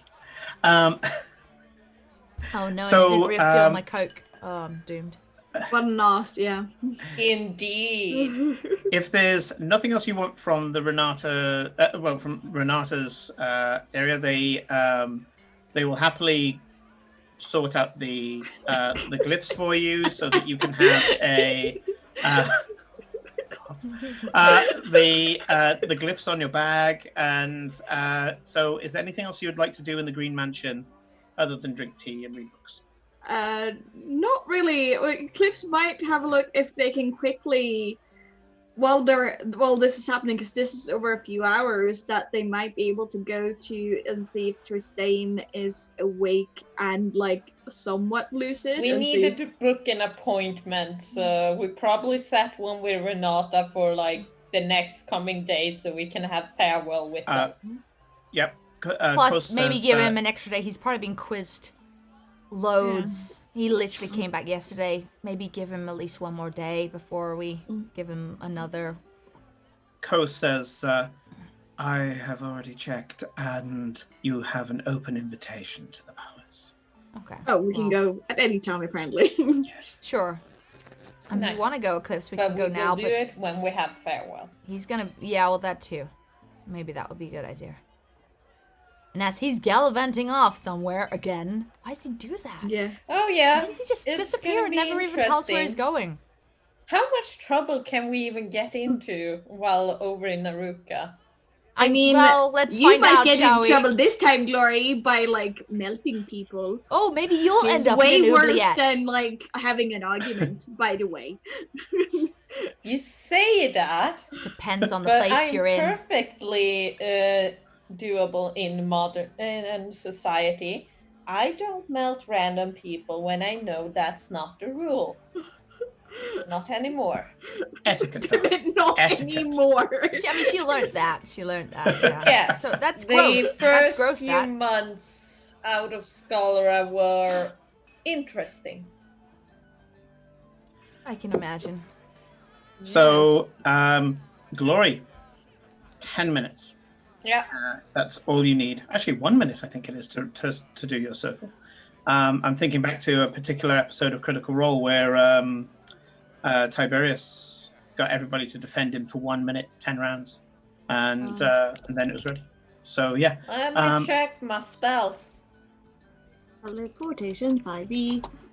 I'm an images. That's not what I want. Circle. Casting time 1 minute. There we go. Yeah. So. Yeah. Where are we Time going? it takes to draw the damn thing, basically. Yep. You want to do it right here? And precious gems worth 50 gold points. Gold pieces. She's probably got that in one of her necklaces. Yeah. Not a that we necklace. use material costs since we have focuses. No, we'll... You do have to use material cost that has a cost associated or is consumed by the spell. You can't use a focus for that. Yeah. Oh, yeah.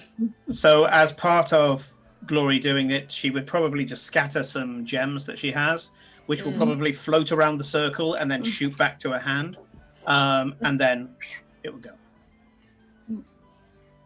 Are we doing it right here in the library? No, I don't think we should draw on Renata's floor. We'll head out. Oh, the chalks and inks you have are infused with precious gems, apparently. Yes. Should we message Farewell and tell him he might actually want to come, or? It'll be fine. We're just going out for dinner anyways. And returning a relic. We'll bring back extra meatballs, but he doesn't get to come because he didn't tell us where he was going. Too, so. Yeah, nope, that's fine. He didn't tell us where he was going, so we won't tell him where we're going. I'm not fuck him. childish Let's go. like that at all. Let's go. And while they said that, I had the circle drawn outside. Yeah. So you've got the various accoutrement you need. You draw it up. So I missed a bit of the chat, but there is talk about fish Jesus. Which is apparently Farewell. Fish Jesus, yes. Okay, yeah. Oh, fish Jesus. Okay. I was like, fish pieces? Well, you need that for teleportation? Fish Jesus. Okay, so Glory starts getting out the various bits that she needs, kind of either chalks or paints or whatever, that sparkle with the gems that have been imbued inside. And you draw up the teleportation circle, and yeah, you're ready to flare some magic into it. So I presume that you get the others? Yeah. Yeah. And with a gesture, your chalk suddenly turns into burning, bright neon lights on the floor, and in the middle there is a shimmering, like an air shimmer, a heat shimmer, that you know is the portal. Go. Okay, right. Leaping in. Okay, you know the familiar scene, but I'll say it again. You step into what is a familiar-looking folly, 8 sides, but curved, so it's circular, where the chambers in Atul Zaran have statues and portraits of various Tezcatlipoca family members, and of course the great dragon Frania himself. This is just a fairly simple affair. You appear there, and a tabaxi turns around and goes, hello, friend. Hello. You're unexpected, I'm afraid. Yes, sorry that we didn't send word ahead. That's okay. I recommend it, just in case you end up bumping into people. It can be quite a problem if it happens. But please, be welcome. And just as you two appear at double doors. As the double doors open, a sudden susurrus of a seething throng assails your ears, whereas it was early morning. Kind of 11s. You kind of having 11s in the library. It's around about 2 p.m. here, and the business of the day is going on in the Nerukan City Hall. Neruka City Hall.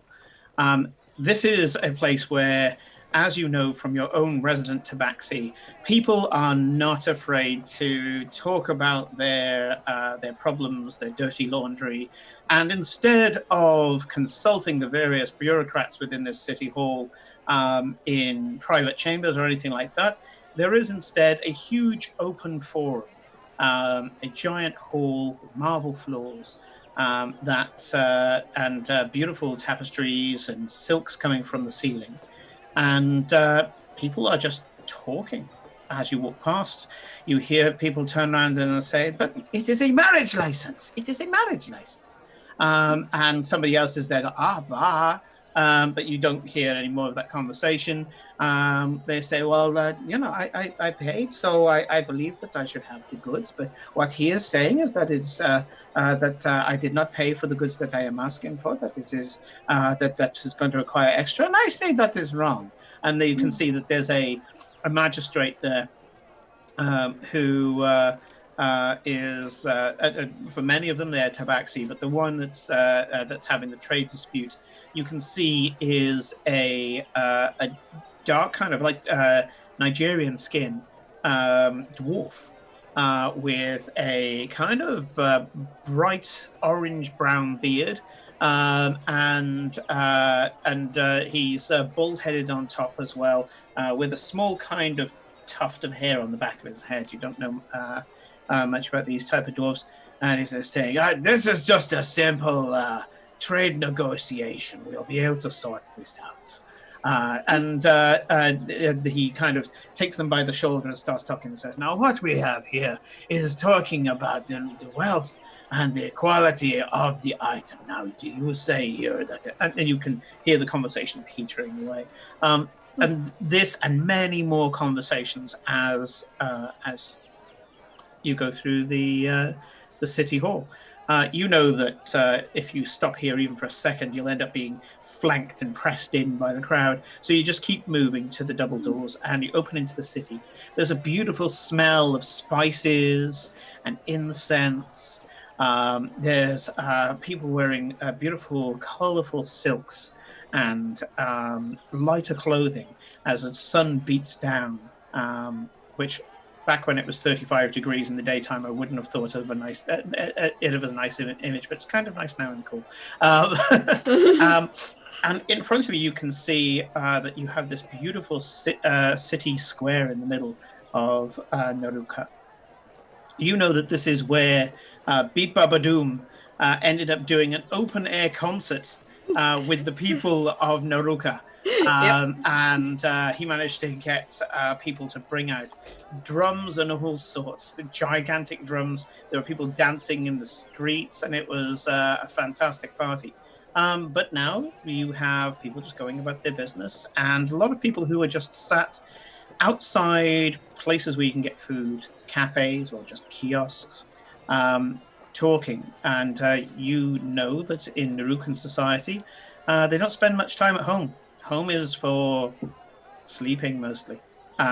They like to live out in the public with other people. And you can see that very different to Vardencore or Meridian values.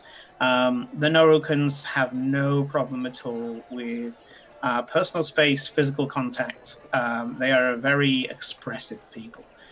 Again, as you've seen by your resident Tabaxi, who doesn't seem to have the same personal limits as the rest of you. I will sleep on your rug and then take your clothes. Yep.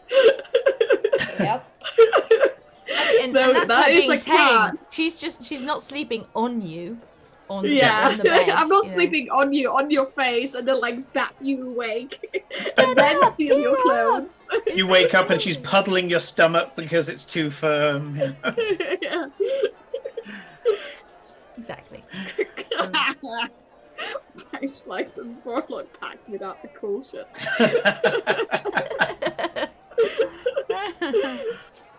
So, the city is in front of you. All the sights and smells and the love of variety. You can see that there are people who are wearing clothes of different fashions throughout Illyria.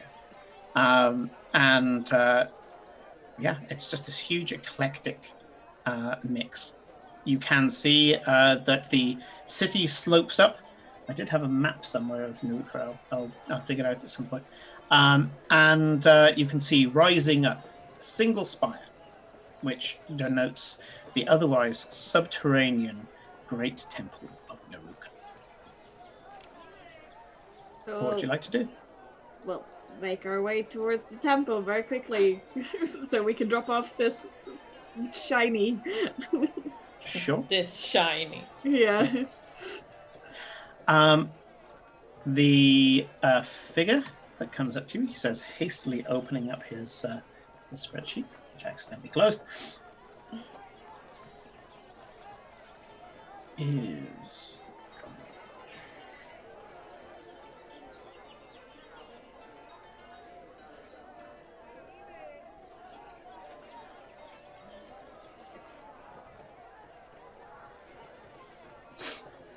Okay. Is a... here we go. no word of a lie, the roller just rolled up a tabaxi, so that's fine. As you go to the temple, a large tabaxi. You can see male, and you can see a token that normally comes from Lobha, a small island nation in the north of the plain, with a token at his waist denoting a journey. And the journey in particular, for those who know Lobhan society, is a pilgrimage to a cathedral to take the rite of pure restoration. True restoration, sorry, not pure restoration, true restoration. This trans male. Tabaxi walks up to you wearing a kind of a battle skirt that's a kind of like the type of skirt that you have on a Aikido gi. Or maybe some samurai cultures had a similar type of affair. And on the top, they have kind of almost like a crossover toga. He has a crossover toga. And you do notice that where normally there would be a kind of mane, kind of tufting on the head, instead there's a scar where there was a burn. You can see that the hair has grown back, but you can just see through the hair that the skin is slightly mottled from the burn. Maybe it was healed too late by a cleric. He steps up and says, "Welcome to the Grand Temple. How may I help you?" We have a donation. Donations are gratefully received here. And please, would you like to pay in terms of coin, or would you like to pay in terms of precious gems, metals maybe? Artifact. Artifact. So you donate to the great collection. Yes. I see. Please, come with me. I am one of the guardians. And you notice that there are priests, priestesses that are around the great temple. Most of them are worshippers of either Arathis or Ayun. You can see from the symbology. You do see at the belt, now that you kind of know that this person is a guardian, you can see both the icons for Ayun and Cord. The tabaxi, as he turns around, has what seems to be some sort of wooden cudgel on their back. It's a type of mace. It looks incredibly old, almost like fossilized wood. Yes. I will bring out, when we're in whatever space, I will bring out the Chalice of the Drowned. So he'll take you into the depths. So you go into the very, very small structure that is proud of the surface. And once you go into there are two spiral staircases that overlap, almost like a corkscrew pattern, going into the depths. You go down about 5 or 6 floors, and he breaks off into a corridor, opens up a door with a set of keys that he fishes for in this kind of gi skirt, and says, "Please." Yes. And I bring it out. It was like, here. Yes. An interesting artifact for sure. Does this artifact have a name? And absentmindedly pulls a little chain. Yes. Chalice of the Drowned. The Chalice of the Drowned. Starts writing down on Has he heard of it at all, or is he just kind of blanking it? He doesn't seem to have any idea. And a female tabaxi turns up, leopard spots, and she says, "Guardian, how can I help you today? We have recently acquired from these lovely people, introductions have yet to be made, the Chalice of the Drowned." At which point she goes, "Heavens," walks up and starts looking at it and says, Introductions first, please, Guardian. Guardian turns round to you and says, I am Shuka. I shall be the Guardian for today until it is admitted to the Great Collection, at which point a specific Guardian shall be assigned to it. Yeah. Is he... Shuka is Shouka. Yes. No, I'm more confused why he doesn't have a tabaxi name. Why he doesn't have a tabaxi name. Because I hit the random name generator and that's what came up. Yes, because you don't have a tabaxi name generator, because you're lazy. Yes, I'm lazy with my giant spreadsheet of over 700 Yes, NPCs. but cultural things are important. Oh, sorry, that was it. Cultural things are important. Yeah, this thing that came up with the species, class, assigned gender at birth, gender identity, sexuality, relationship, appearance, talent, mannerism, bond, flaw, secret, and all other shit. I need to have it so that when it says tabaxi, it goes into a specific name generator. Yes. Yes, because names matter in this. Because names denote what kind of culture you come Okay, Thief of the Sun.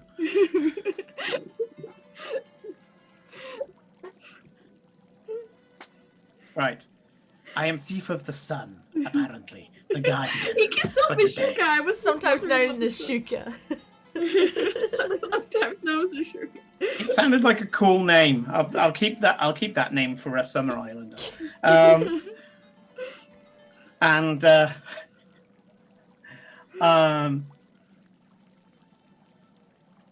What have we got here? Will you introduce us? Yes.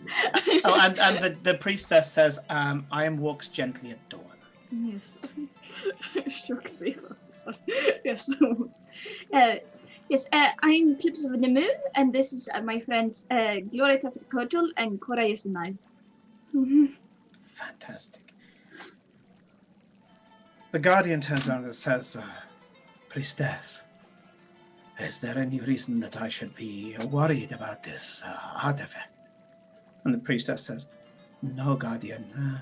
It is not harmful. It saves people.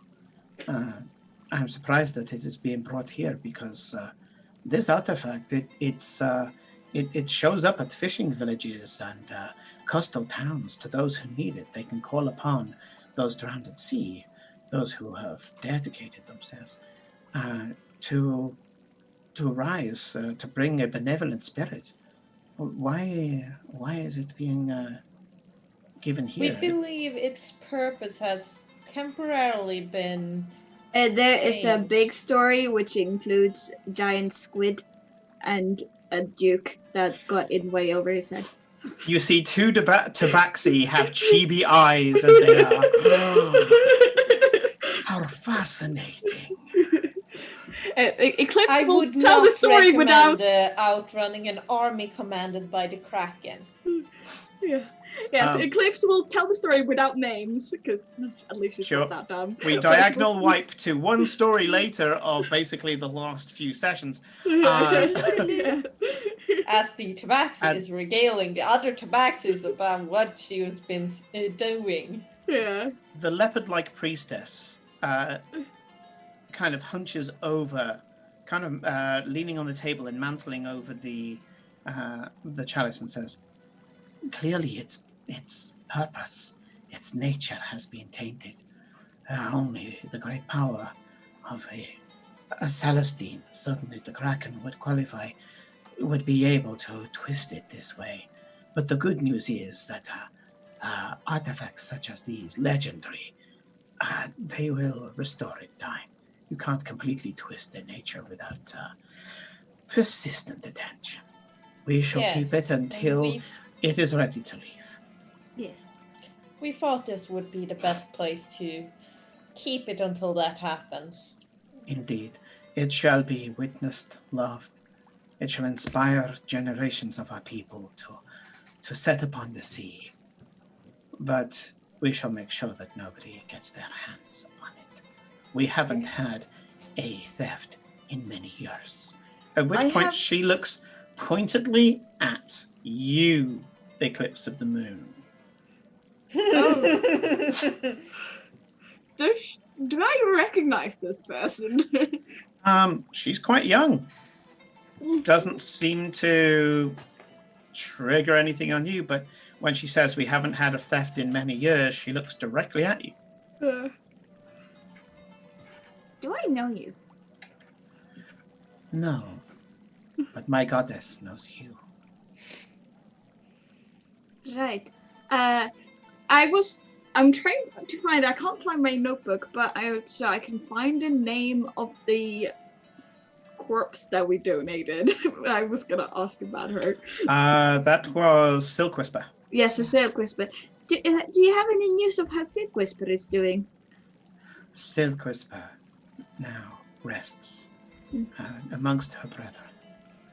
She is now at rest with the other guardians. At which point, you can see that Thief of the Sun gives a kind of bow. He's kind of exhibiting some monk tendencies, and says, "Indeed, thank you for bringing my sister home." Yes, I am grateful that she is now at rest. Worried for a moment. Yes, it was an interesting journey, that too. Yes. It's taken her a long time to come home. Very much so. But yes, that was pretty much it, just to give you guys this to have until it's ready to leave again. You hear a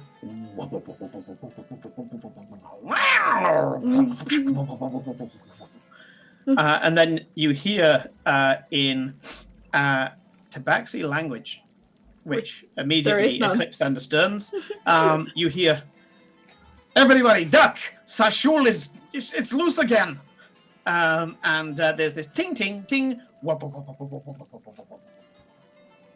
At which point the Guardian, Thief of the Sun, goes, "Excuse me, I need to go catch a knife," and darts out of the door.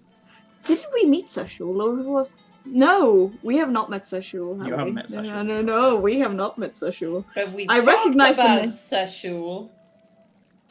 And walks gently at door and says, "Sorry, Sashul gets bored." Yes.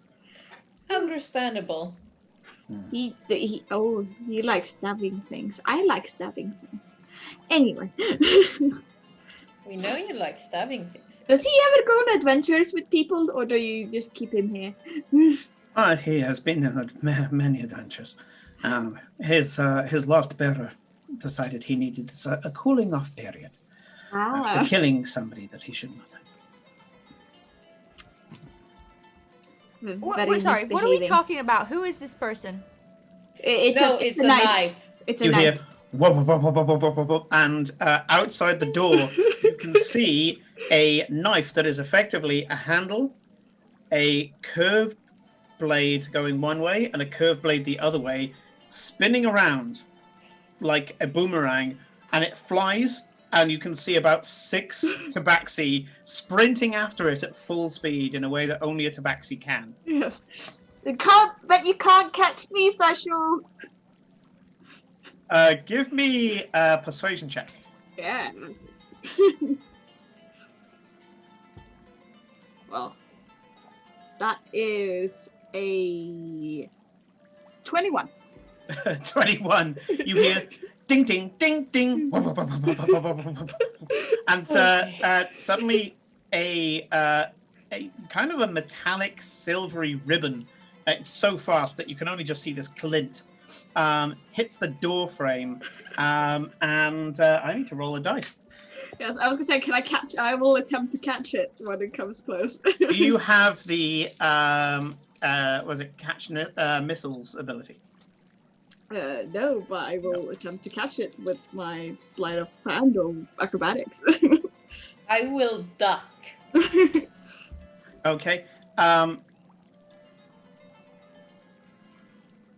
It's an attack. You can't normally catch a weapon when it's an attack. I'm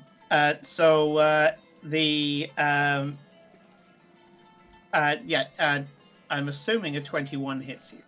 Yes, I will use Uncanny Dodge to just hold the damage. Okay, sure. So you need to take... Smart things Eclipse does. Take 4 points of damage. Oh, that's fine. And now you can try and catch it. Yes, I will try and catch it as he like digs into my shoulder. I'm like, okay. Give me a sleight of hand check. Yeah.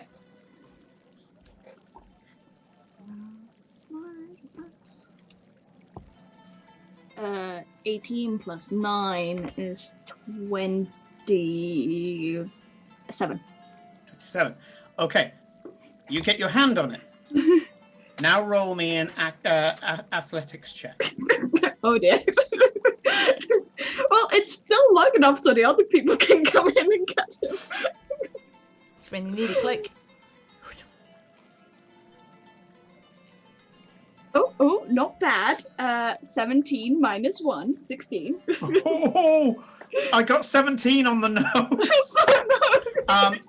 You almost feel like it wrenches your arm out of the socket as it pulls away with a strength for something that's flying that just shouldn't happen. It rips out of your hand and ends up flying directly into the hand of Thief of the Sun. And he goes... And he goes into a rage. Oh, yeah. Thief of the Sun goes into a rage and goes, "Not today, my little knife friend. You're welcome. Thank you, Eclipse of the Moon.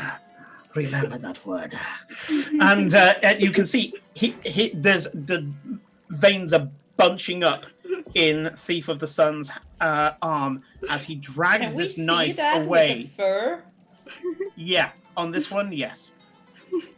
He's hench as fuck. Barbarian monk crossed. Yeah.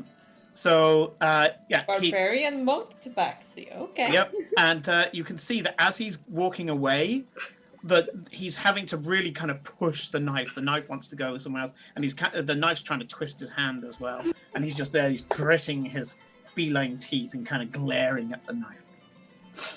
I have been stabbed by Sashun. I think I got like an enriched life experience today. Walks gently at Dawn, goes, "Yes, that's almost an autograph." Yes. Yeah, I think I'll keep this guy. Yeah. She goes, "I will heal it regardless." And she lays a cure wounds on you and says, "Back to the chalice.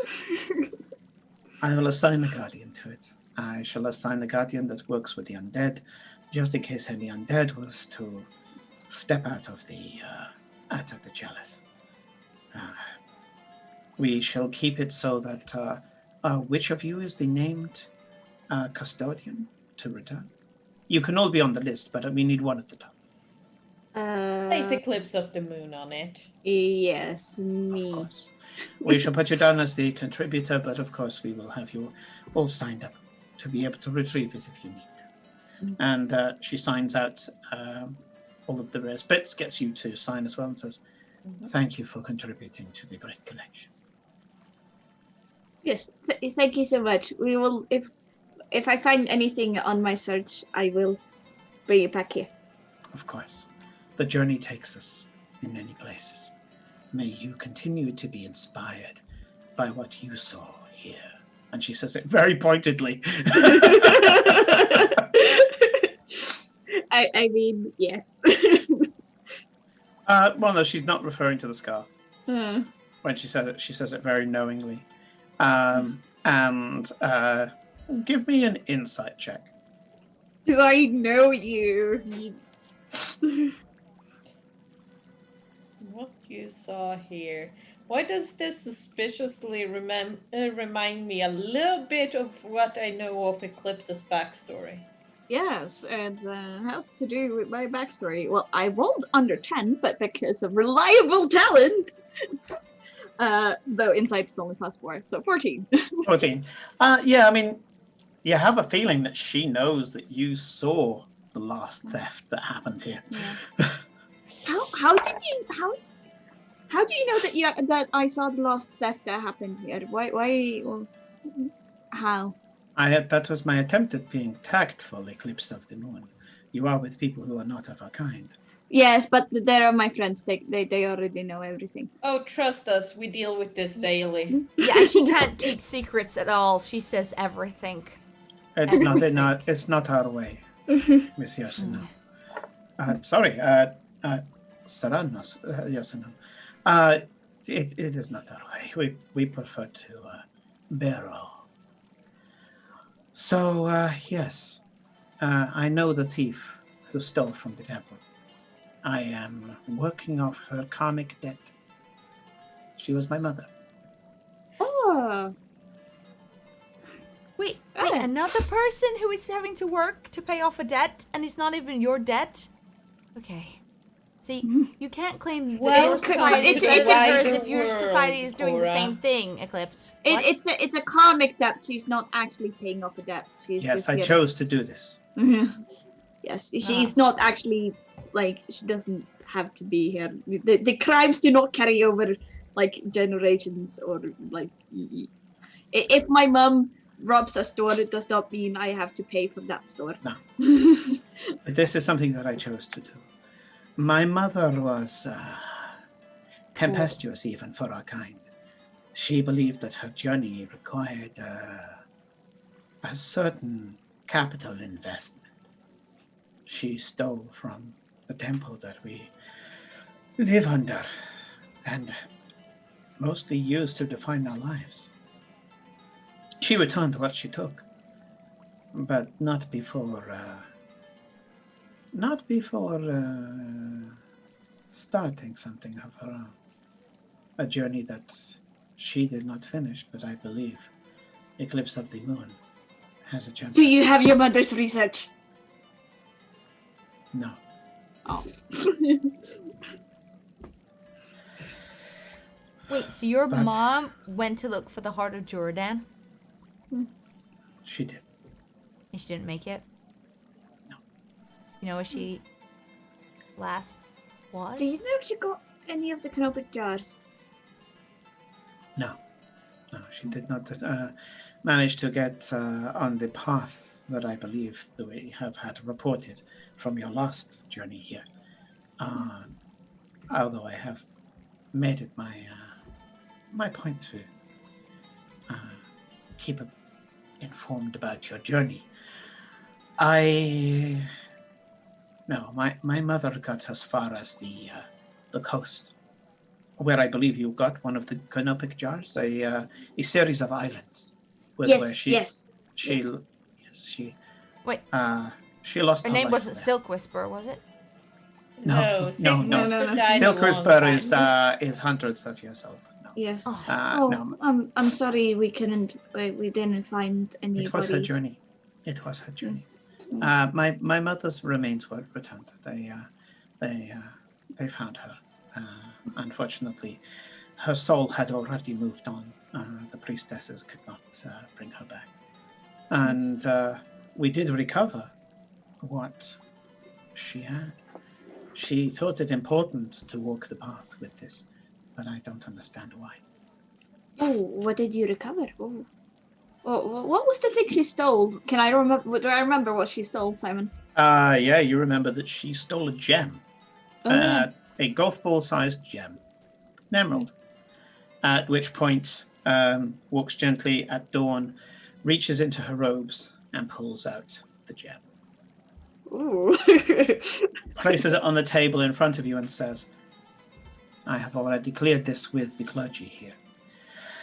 You are on the path, and I am sure once your path is finished, you will be bringing, you've already brought us one artifact already, but there is every likelihood that you will be bringing the canopic jars to us, unless you have a particular need to use them. So consider this an investment from the Grand Temple. The Eclipse's eyes are the size of dinner plate as he picks this up. Thank you. She points out the gem and says, take a look at the very extremes of the gem. I take a look at my extremes of gem. Do you want me to roll investigation? Not really.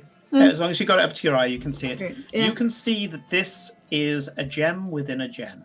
The heart of this gem is an emerald, slightly off rhombus shape, and around that gem seems to be around about a 3 to 5 millimeter layer of clear gem, almost like somebody's laminated it or put varnish on it. That's interesting.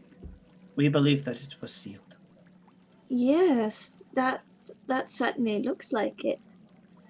Maybe there is something special that's supposed to break the seal at some point. The scholar contemplation, that is contemplation upon the red star, brought it with him from the Pride Lands that Jordan had set after the great spell or ritual that obscured Jordan's palace from all and sundry. He brought it and said that this was a mark of the penitence.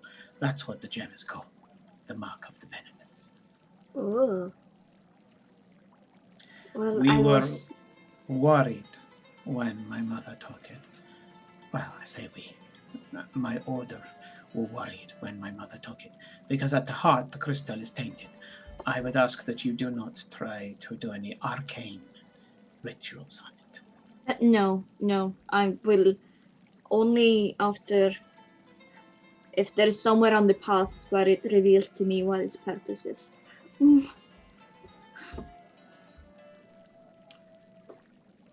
Good luck, daughter of the Neruka. Thank you. And thank you for the chalice. She steps back and mage hands the chalice up in the air and starts walking it back to the other door. Please enjoy the temple. Yes, thank you very much. I stopped the jump. Time for meatballs. I do like how you play the tabaxi. It's kind of like, I got a priceless artifact. Meatball time. I was like, yeah, it's cool. I'm gonna look at it later, but now meatballs. You can see as you go outside that someone's giving some first aid to a passing tiefling who has a chip in their horn and a cut on their head. And this tiefling scholar goes, "Damnable knife! Why have you not sealed that in some sort of container? My word!" Glory, give me either a charisma check with proficiency or a perception check, your choice. I like charisma. What is it with me closing things today?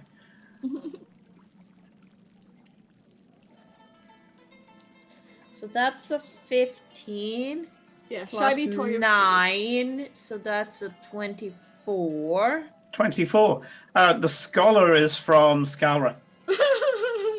You're guessing that it is he's probably under the... Sorry, I closed my bloody notes again. I'm terrible. Based on his... just confirming what the name was. Based on his accent, he comes from the White Dragon lands of Almeria. Almeria's the dragon. Yeah. Eclipse, sweetie, can we take a quick moment? Yes, as long as it's not too long, because I want meatballs. Greetings. It is not often I meet others from Skullrun here.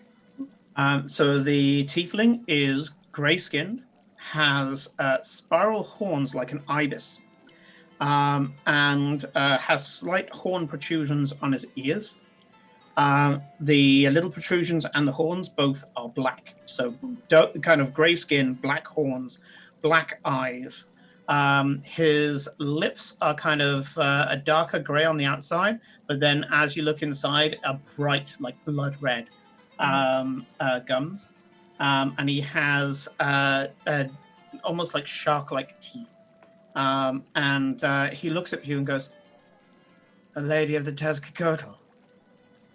Indeed. You recognize his insignia is from the Moskad family. So Moskad. And you are from the Moskad, I presume? Yes, I have the honor of being from that prestigious family. And, well, one of the Black Dragon flights. And he looks, without hiding it, just looks over your body, looking at the Black Dragon scales. Yeah. One of them highly favored as well. What brings you here to the Grand Temple? Why, the same as every other traveler. Meatballs. Oh, Eclipse, that is the next thing we're going to. No. Study and the pursuit of knowledge. We have so many interesting things here, don't you think? When she says meatballs, the tiefling unashamedly grins. He's been around the tabaxi long enough to really appreciate them. Yeah? Yeah. It's like going to IKEA not for furniture, but really you're there for the meatballs. Well, you never go to IKEA without eating meatballs. That's the rule. The scholar, as you can see that the cut is disappearing on his head under the ministrations of one of the priestesses, although it looks like the chip is going to require a bit of attention. He says, well, of course, you can't come here without the meatballs. He stands up, brushes off his scholar's robes. You can see that he has got a lot of bling. This guy has, so he has a kind of ivory white robes on with silver and platinum jewelry. They are very small geometric shapes that you know from Almeria's lands are honors. Almeria is the height of OCD. She loves everything neat and tidy, clean lines. It is actually a crime in many of her cities to be dirty or not compliant with the style of the city. If you are an eye blight within the city, you can be charged.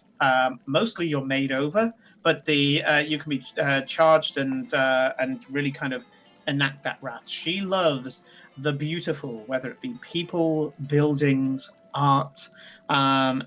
She is very, very lavish, and she likes her scholars as well to not just be intelligent, but be able to explain their discoveries and their theories in very dramatic ways. Almost everybody there has a rank of bard, and you can see that the person in front of you is no exception. He extends a beautifully manicured hand with 3 platinum rings on it and says, Eric Mosca. Glory Tezcatlipoca. Ah, the glory. Fantastic. So more highly favored in your lands than I am in mine. But my family do well amongst the scholar ranks. Well, it's always good to make connections. Are you staying here long? I've been here for the last 4 years, occasionally teleporting back to my mistress to make sure that I pass muster and I am able to relay to her the fantastic stories of this land. Of course. You can see that his sandals are enchanted so that sand rolls off and doesn't get trapped in any of the bits. He looks impeccably clean. You can also see that he has the prestidigitation cantrip on all of his clothes, cleaning them constantly at all times. So did you get stabbed by Sushul as well? I point to my damnable knife!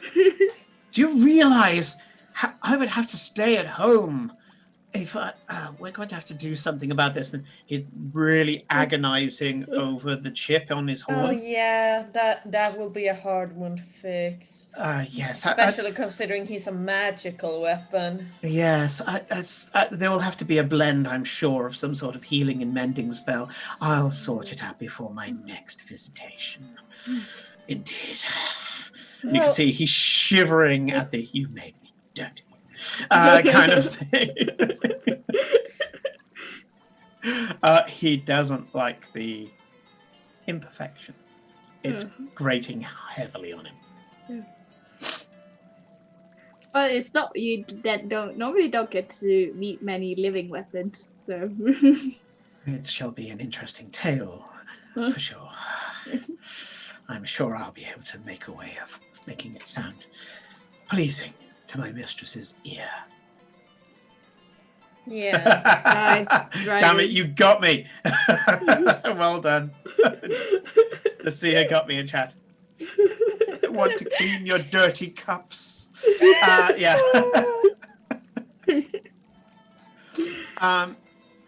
That's it. Almeria's place in general. So in the world guide, she's because I've written a lot of Scar already. The unusual image of Almeria is of a beautiful alabaster-skinned fae, crowned and resplendent in fine white clothing. She lives in a tall, spired palace in a sprawling city called Theron, in which every building is made from the same uniform pale grey stone. She keeps the city meticulously clean and filled with lavish decoration, music, and artistry. She's flirtatious and duplicitous when meeting with the convocation, and seems to value not only having wealth and finery, but making sure that everybody knows about it. So yes, that's Almeria the White, the White Elder of Scala. And apparently, this scholar occasionally goes and tells stories at her palace. Of course. Yes. Well, I hope you enjoy Neruka, and I shall continue to enjoy it.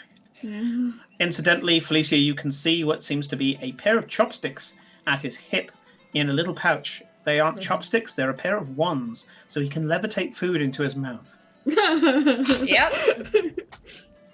I really enjoyed writing that particular district of Scara. Anyway, so I thought you might want to do something with it, so I jumped out. So yeah, I should really have given Kate, because I had him as my filler character. I was like, wherever you're going to go, you're going to meet this guy. And I do actually have a picture from Tactician Kate, who did some lovely sketches of some of the Elder Dragons of Scala. So I'll put that up on the Discord later on. So, yeah, I remember those. Those were good. Yeah, they were lovely. I was very pleased and very grateful for having that artist. She was practicing and just said, "Yeah, I'll do them for free." So thank you. Lovely sketches. So you go out into the baking heat underneath the sun in Neruka. Children are running around. Don't talk about excellence, okay?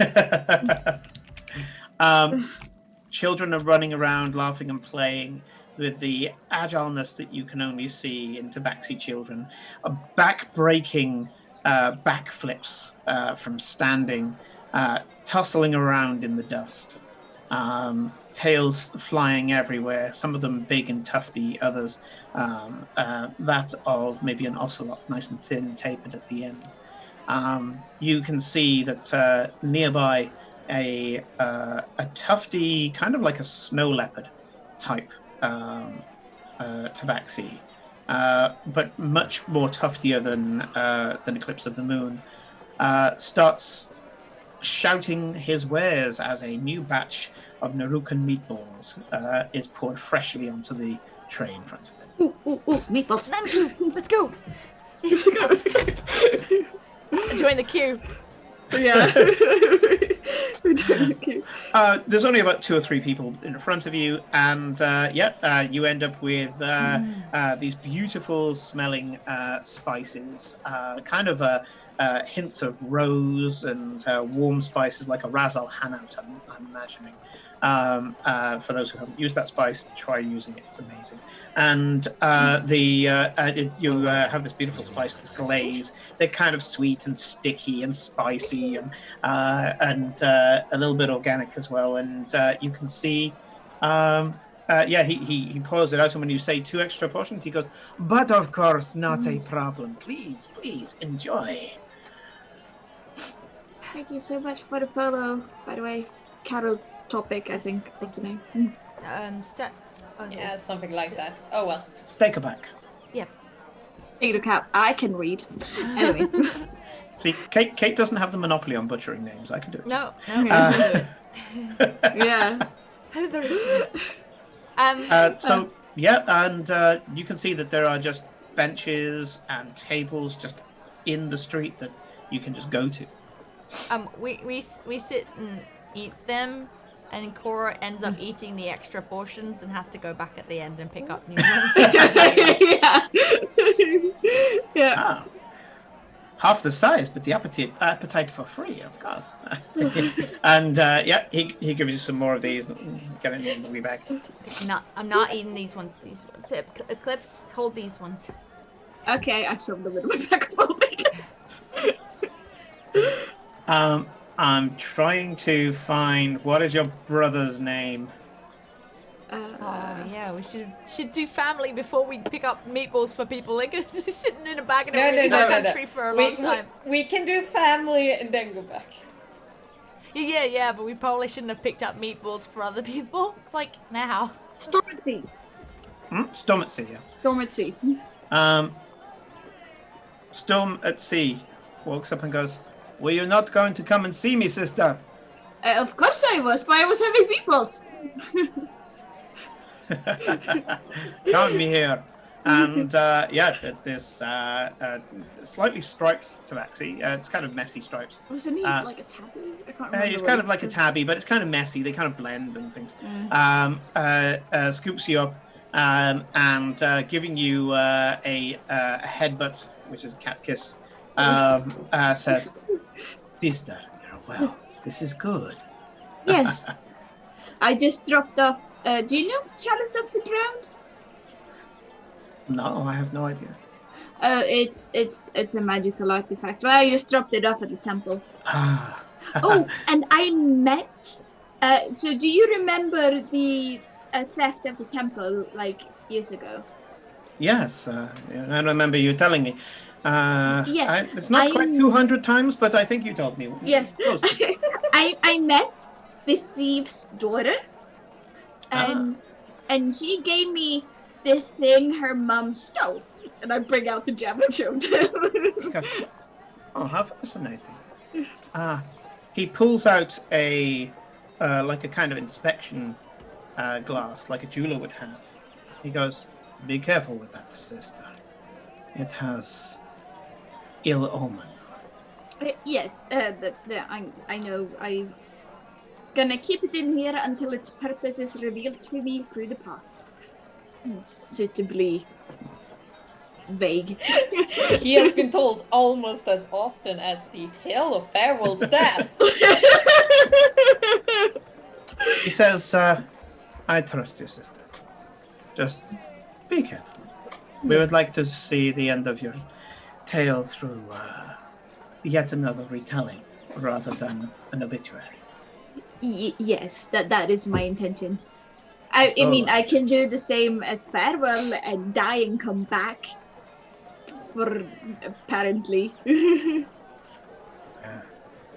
Such power that you have accrued from your journey.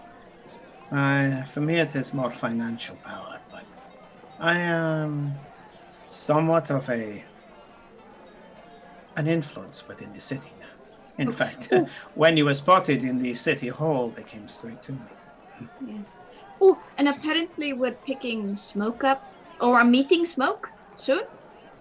When we're going to Skullra, and I hope yes, not we've to die. already had the letter from her, and mother and father are greatly relieved. Yes. The letter was teleported to us magically. It's the first time we've had the letter like that. Yes.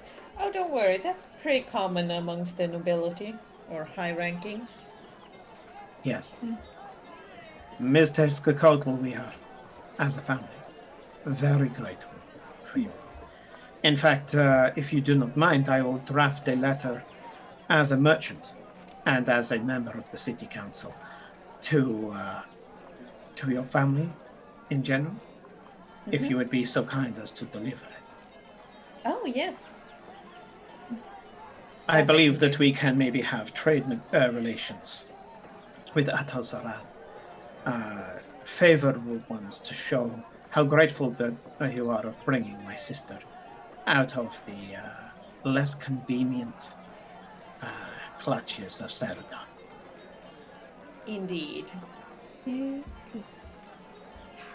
We did not expect to be thrown into Skalran politics.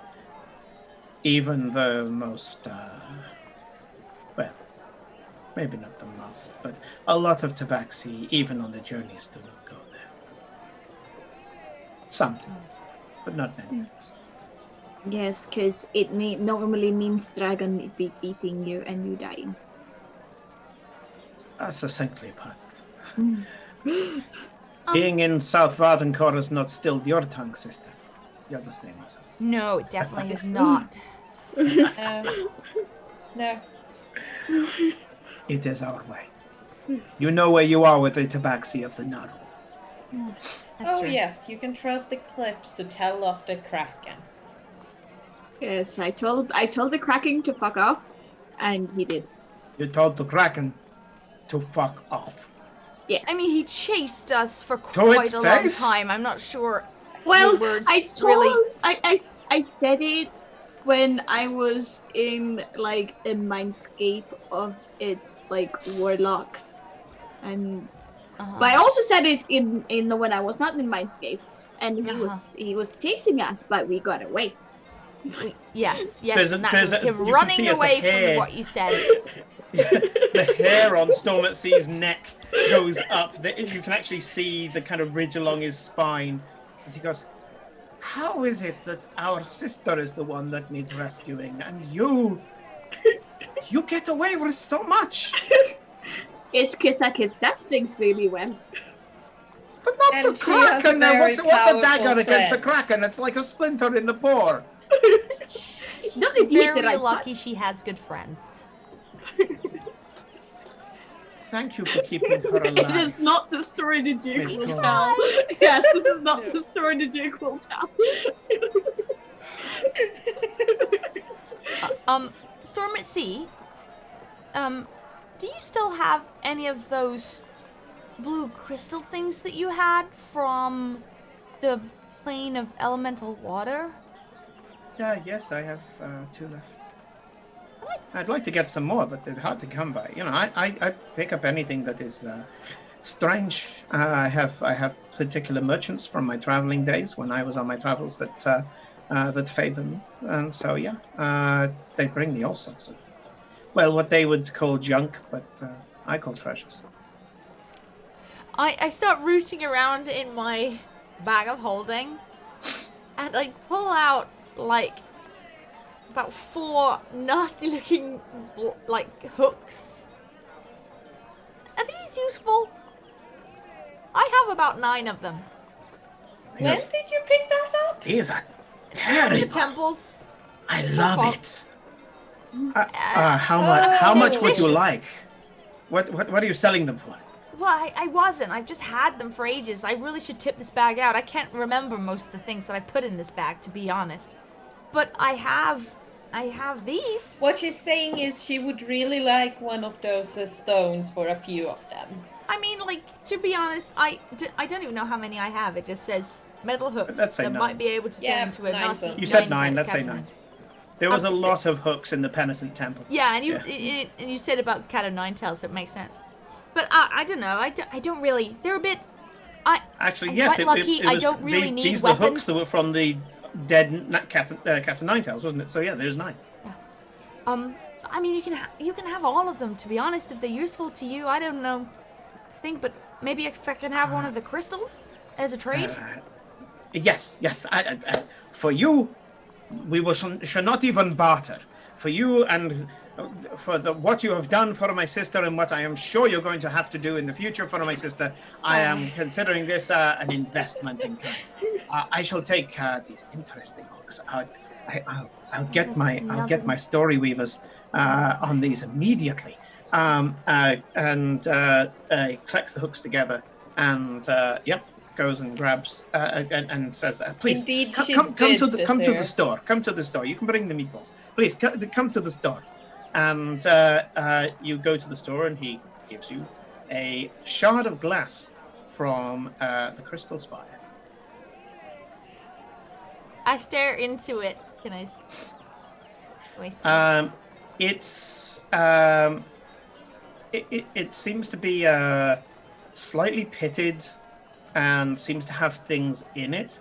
You swear you can see maybe a little, like a sea bug or something trapped in it.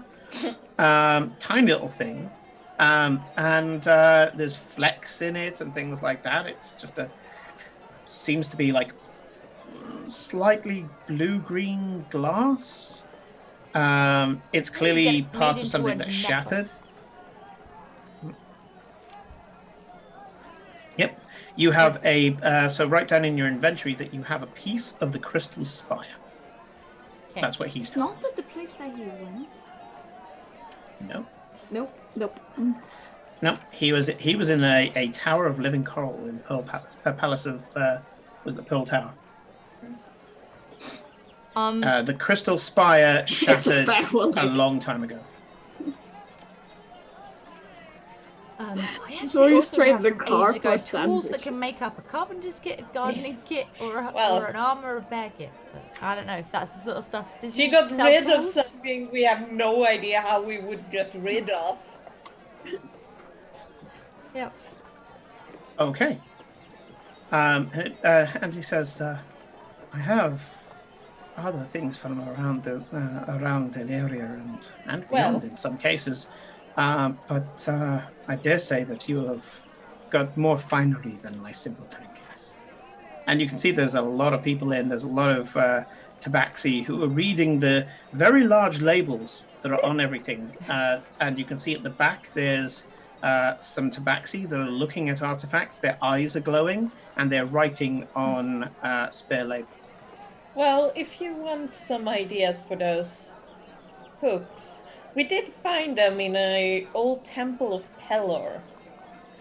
Well, that maybe before that Pelor was actually one of the buildings built by Jordan. Built by Jordan? Yes, it was It was the first one we went to, right? Eclipse? Yes. It was, well, I don't know if it was built by Jordan, but it was definitely built by his followers. And it was a temple of Pelor, but we also find some, iconography of Torok. It was built by Pride. So after the fall of Jordan, Pride went on a kind of like a pilgrimage and found a place where he could settle, and he made this subterranean place where he could find the light of Pelor. And you found in one of the icons of Pelor, there was the icon of the screaming god Torok. Yes. So yes, I tell him that I was from Pride, and the Pride he looks at the hooks and goes, that answers why you found this in a temple of Pelor. Pelor would not be into this. Pelor is the duality, the child of innocence and the All Father. The two in one. He would not be into this. Torok, on the other hand, I believe you found the corruption of that temple. Yes, that shall be a great tale. And he gathers up the 9 hooks, goes to the back of his shop, and says, "No, put that to one side. Do this one." And he hands the 9 hooks to the tabaxi. The tabaxi goes, "Okay, let's see." Kind of cracks his knuckles, picks out a wand, which is just a simple wooden wand which seems to have a pearl glued to the end. And goes, okay, here we go. Touches each of the hooks in turn, touches his forehead, and starts to scream. Oh, what's going on? What's going on? He starts shaking, but the guy's just screaming and screaming. Oh no! What is Federal? Get in the head, Eclipse. I need to dispel magic. Dispel magic now. I don't know how to do that. Someone's running up to him with a wand. And Storm at Sea goes, I'm not very good with these. Fires the dispel magic spell and goes, told you I'm not very good at these. I take the wand from him and he offers it to Glory and goes, Miss Tezcacotl, you're an arcanist. Yes, I can do it. He forgot that his sister's an arcanist. She's like, I can do okay. You're just little sis. Yeah. The baby. So he hands you what immediately you understand is a wand of dispel magic. Yeah. He had to do an Arcana check for him to use it. You don't. No. Neither does Eclipse, but older brother, is it older brother or younger brother? Yeah, older brother. Older brother was just kind of like, that's my sister, she doesn't know magic. And just pass it off to you. In the heat of the moment, he forgot. I thought it was a neat little detail. Brothers and sisters always forget this shit. It's like my brother turning around and saying, "Oh, do you know this?" It's like, I've been a chemist for the last 20 years. Of course, I know this. I'm just brother. He passes it to you, and you can just do it easy. Yeah. Okay, I'm sorry. I didn't mean to give you something screamy. The eyes stop glowing, and you can see the Tabaxi slumps forward, puts his head in his hands, and you can see on his back there are tears in the flesh where it looks like hooks have been. Oh, I give him like a healing potions, like all 3 healing potions from. He chugs one, and it seems to be enough. The back starts to heal. Okay. This is terrible. We need to put. Excuse me. That's better. It's just knitting up. It's just knitting up. It's good. I'm so sorry. We need to put a health warning on these. I try and give back the crystal to Storm at Sea. I'm like, I'm so sorry. Storm goes, no. This is. Are you kidding? This story is amazing. Please tell me. Tell me. And the clerk goes, it was a deception. A snake in the grass. Someone who claimed his faith was of the All-Father, and yet brought in corruption. Years he was there. He took this icon of the screaming god, Toruk, the torturer of even the Titans, the only one who was able to bind them. He who screams under the ministrations of his followers who torture him to this day, not allowing him his final rest, denying him oblivion. This follower came in, poisoned the minds of those who wish to find forgiveness for their part in the story of Jordan. As more penitents gained, they started to adopt the flagellation, the pain, the torture, the self-harm. Such terrible things. All in the name of a god that they no longer could contact. It is the saddest of stories.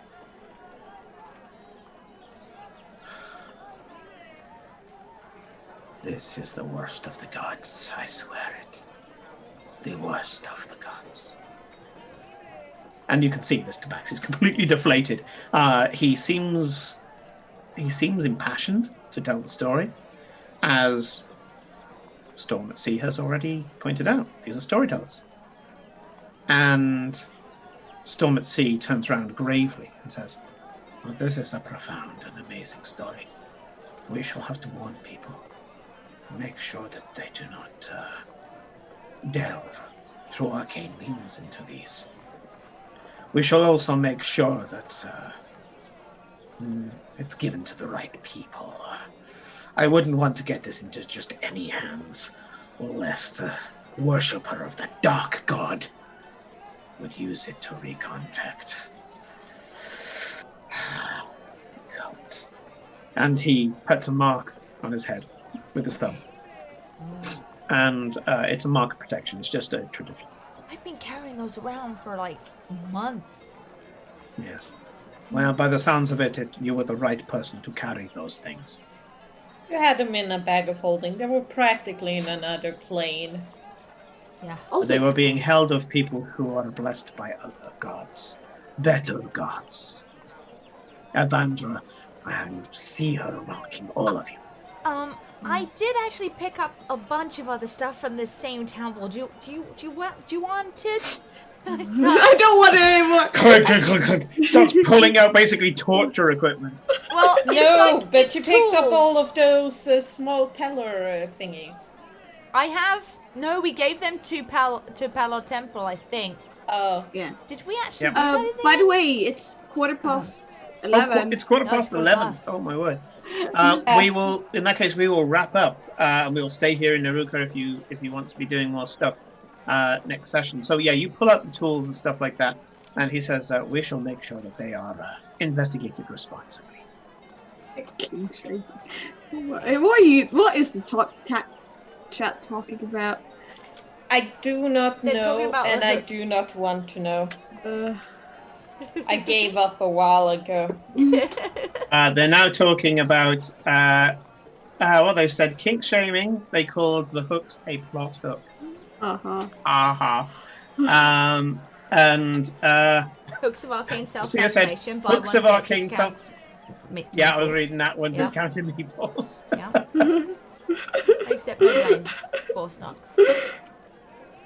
So, yeah, he says, the stories that you have come across, Eclipse. Many of us can travel to yours. Meet interesting people. Drink in interesting establishments. Try new food. And what do? You get involved with krakens and gods. Yes. I was going to have a god smoke for tangoing with the blue dragon. Apparently, you two are trying to one-up each other. Why not? Huh? Well, you could also come along if you wanted to and meet the Kraken and find the heart of Joradan. He turns to he turns to Gloria and says, "Please keep the wand with my friends. There should be 2 charges left in it today. That charge has 4 charges. That wand has 4 charges of spell magic, and regains 1d4 each day. The spell magic. How many charges? It has a 2 cap left, of 4 Yeah. total. Gets 1d4 per day.